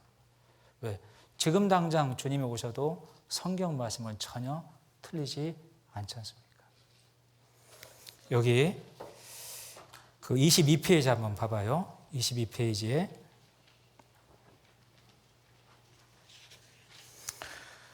여기 이제 양가로 이번에 3절, 4절 말씀을 보면 누가 아무렇게 하여도 너희가 미혹하지 말라. 먼저 배도하는 일이 있고 저 불법의 사람 곧 멸망의 아들이 나타나기 전에는 이르지 아니하리니 저는 대적하는 자라 범사에 일컫는 하나님이나 숭배함을 받는 자 위에 뛰어나 자존하여 하나님 성전에 앉아 자기를 보여 하나님이라 하느니라. 그리고 7년 환란 그 중앙에 제3성전이 중건 재건될 거고 거기에 누가 앉아요? 적그리스도가 불법한 자가 앉습니다. 자기를 하나님이라 하게 될 거다. 지금 이 제3성전이 얼마나 그 준비가 철저하게 되어 왔는지 아시죠? 여러분 제3성전을 짓는 것은 하나님의 운동이에요? 적그리스도 운동이에요? 그 적그리스도 운동입니다. 하나님이 제3성전 짓도록 말씀하신 거 없어요. 누가 그 집 지으려고 하는 거예요? 예, 사단 마귀가 적그리스도를 통해서. 그래서 제가 그 말을 써놨거든요. 여기 맨 마지막 그 줄에 제3성전 재건 운동은 하나님의 역사가 아니다. 적그리스도의 출현을 위한 사단의 역사인 거다. 영상 한번 봐보세요. 이게 얼마나 철저하게 준비되어 있는지. 우리 민족은 2000년 동안 흩어져 있었지만 다시 본국으로 돌아왔어요. 이것은 역사상 유례가 없는 엄청난 기적이에요. 예루살렘이 유대인에게 다시 돌아온 것은 중요한 예언의 성취예요. 이것은 주님이 다시 오시는 마지막 때의 징조이죠. 이것은 홍해가 갈라지고 여리고 성벽이 무너진 것보다 더 큰 기적이죠. 우리는 마지막 때에 살고 있어요. 주님이 다시 오실 때가 가깝다는 거죠.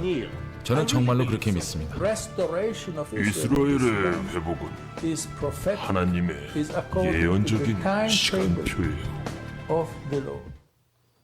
To build a temple on the Temple Mount is much easier than to establish the state of Israel.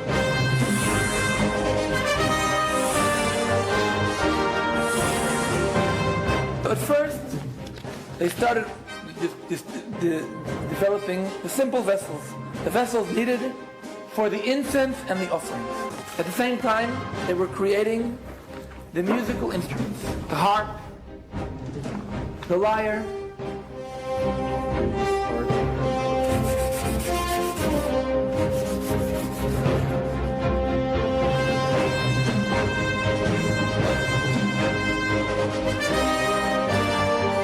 Then the vestments.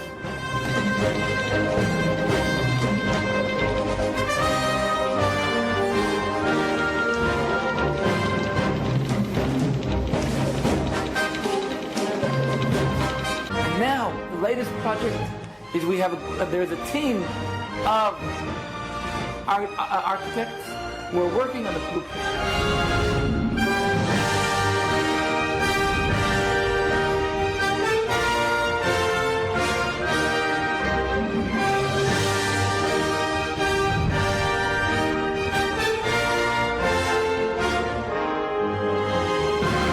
For me, we start now to feel like the Masech is coming, or not, the time of the temple is coming.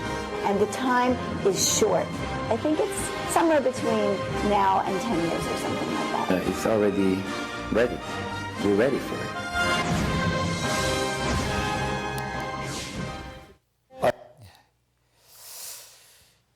지금 벌어지고 있는 그 성전 재건을 위한 그 움직임은요, 굉장히 발빠릅니다. 저도 성지순례를 3년 전에 다녀왔지만 그 성전 가운데 사용될 그 모든 기물들은 그 템플 인스티튜트 해가지고요, 거의 다 지금 100% 준비되어 있고 이미 사독 후손의 제사장이 선별되어서 훈련을 받고 있다라고 하는 보도도 나오고 있습니다. 아니 그 예루살렘은 3대 그 종교의 성지잖아요, 그죠? 그 사우디아라비아의 메카, 메디나, 예루살렘.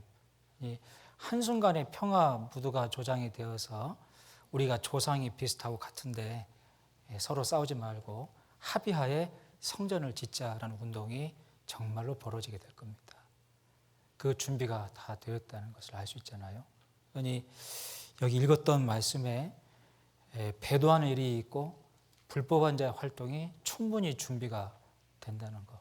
지금은 이 불법한 자, 적 그리스도의 활동이 성령에 의해서 제지를 당하고 있지만 신구약 성도가 다 휴거가 되어서 공중으로 올라갈 때 성령도 같이 올라가잖아요. 그럼 이 불법한 자, 적 그리스도의 그 막론 활동을 중지하면 이제 완전히 세상을 자기 마음대로 통치하게 될 겁니다. 그게 7년 환란이에요. 여러분들이 시대를 분별할 수 있어야 됩니다.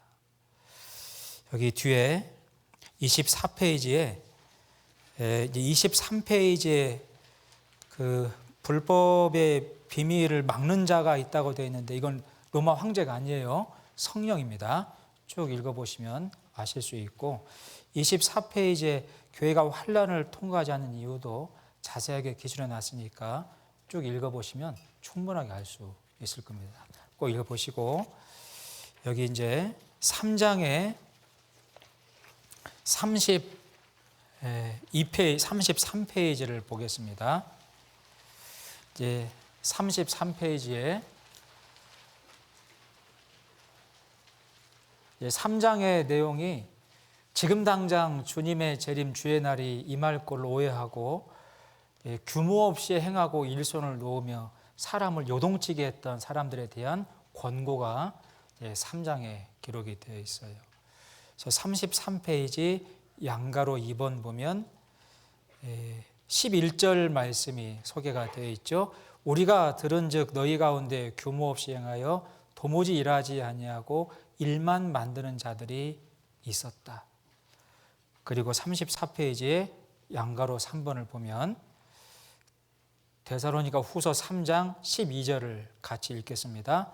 이런 자들에게 우리가 명하고 주 예수 그리스도 안에서 권하기를 종용히 일하여 자기 양식을 먹으라 하노라. 이제 바울은 엄중하면서도 부드럽게 데살로니가 교회에서 잘못을 저지르고 있는 이들을 향해 쓸데없이 남의 일에 참견하지 말고 도리어 조용히 주어진 일을 해서 다른 사람들에게 짐이 되지 말고 자신의 생계를 책임지는 사람이 되라고 권하고 있습니다. 성도들은 먼저 자기를 돌아보고 타인의 일을 돌보아 주어야 합니다.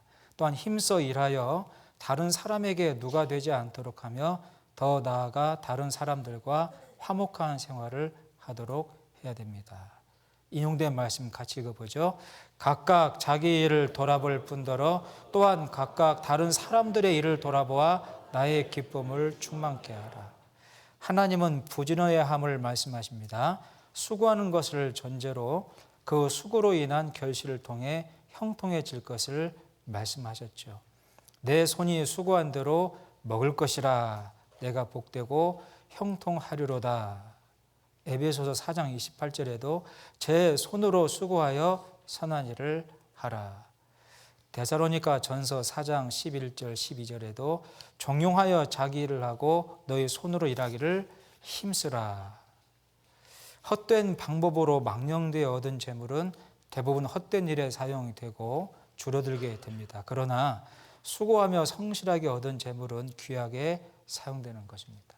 그래서 기본적인 하나님의 신앙생활은 성실과 진실됨입니다.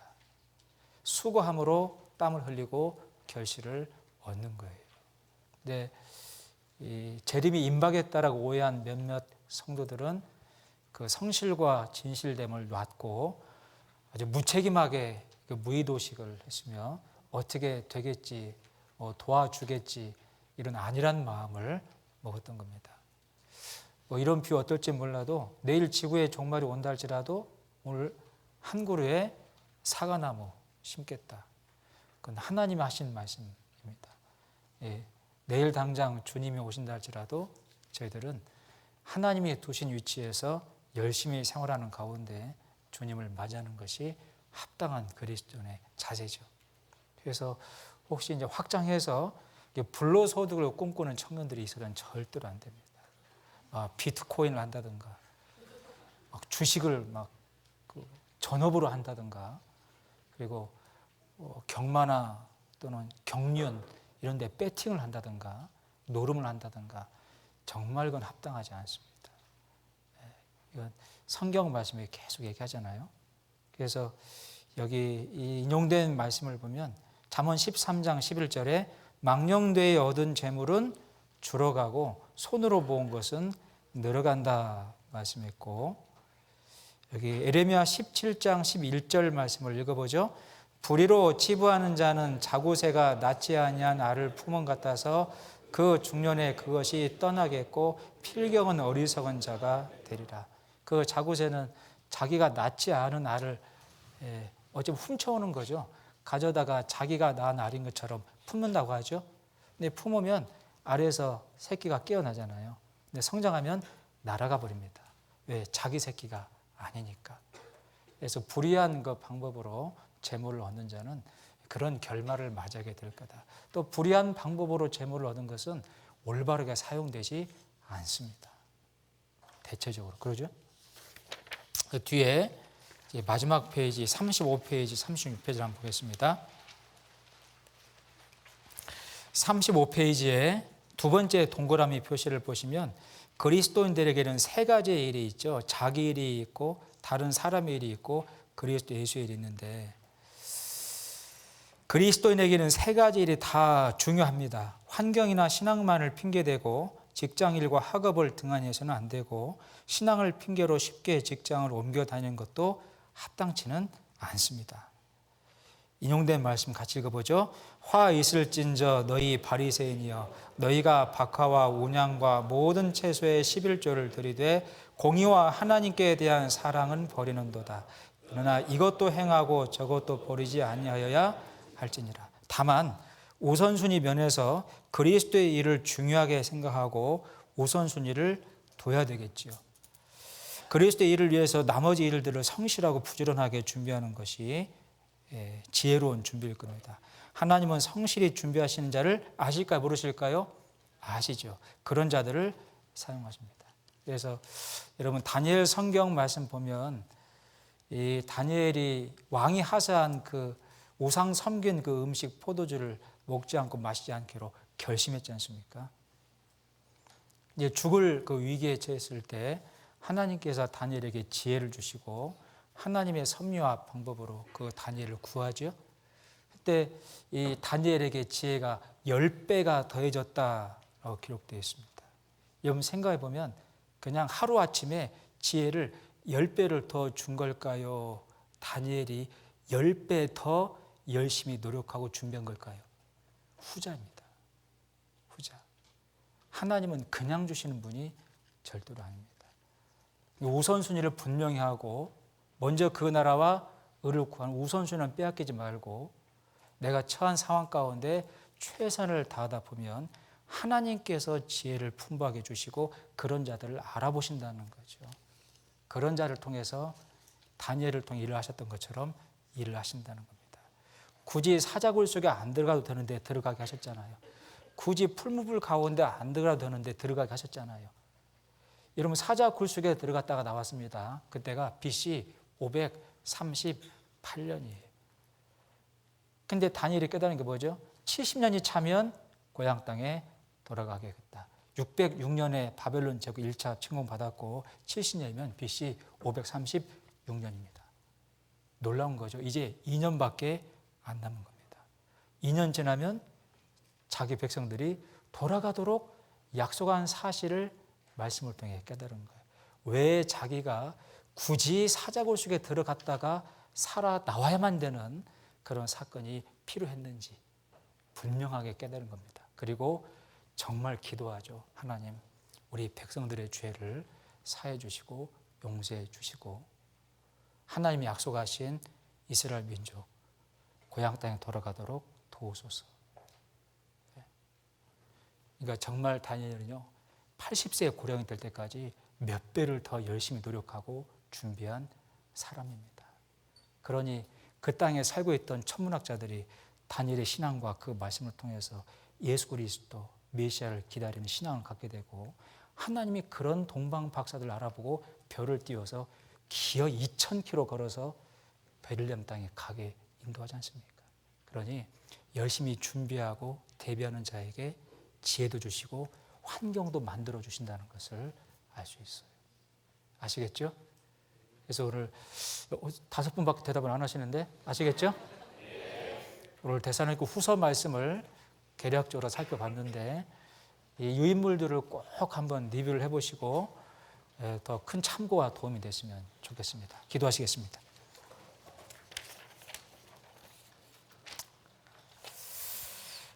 사랑이 많으신 고마우신 아버지 하나님, 마지막 시대를 살아가고 있는 저희들을 주님의 크신 십자가의 보혈의 사랑으로 구원해 주시고 이 패역한 세대에서 구별되어서 주님의 재림과 또 재림 시 가져올 영광과 그 존귀를 바라보며 살아갈 수 있도록 소망 주심을 참으로 감사합니다. 참으로 지혜로운 자는 시대를 분별하고 말씀을 분별하는 자라고 배웠습니다. 함께한 우리 청년 형제 자매님들 모두가 하나님이 주신 말씀을 정확하게 분별하고 그 말씀에 맞게 살아갈 수 있는 우리 모두가 될 수 있도록 도와주시옵소서. 모든 걸 감사드리오며 저희를 죄에서 영원히 구원해 주신 예수 그리스도의 이름으로 기도드렸습니다. 아멘. 예, 마치겠습니다.